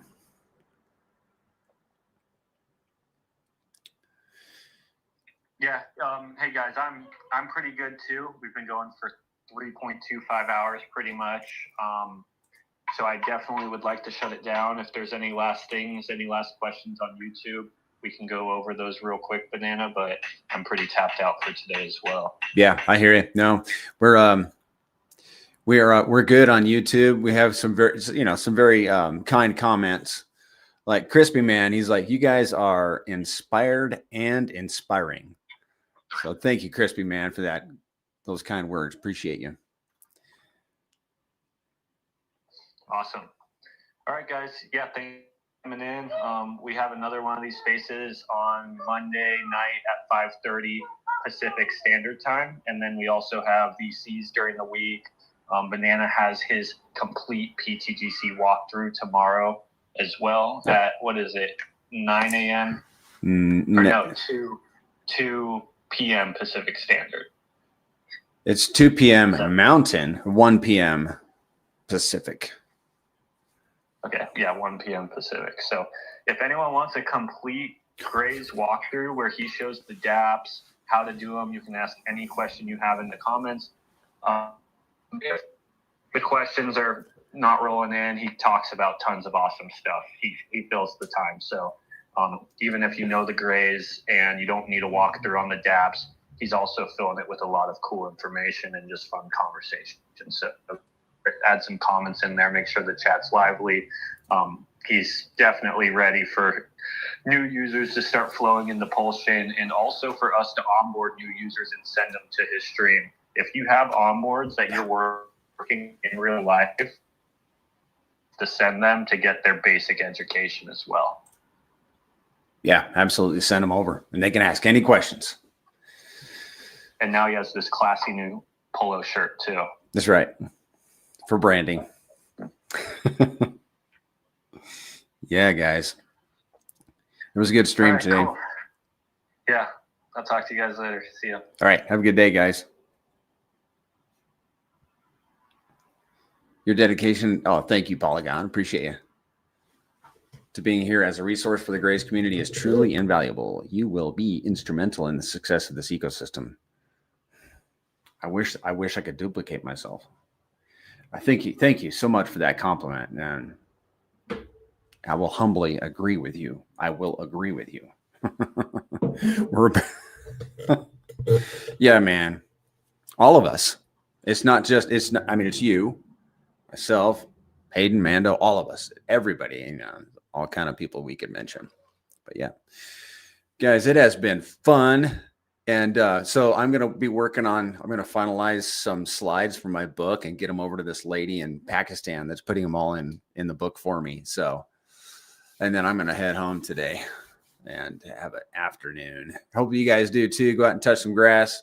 Have a good weekend. Send anybody over to my stream tomorrow, and we'll walk them through the Grays ecosystem. All right, guys, ladies and gentlemen, have a great weekend.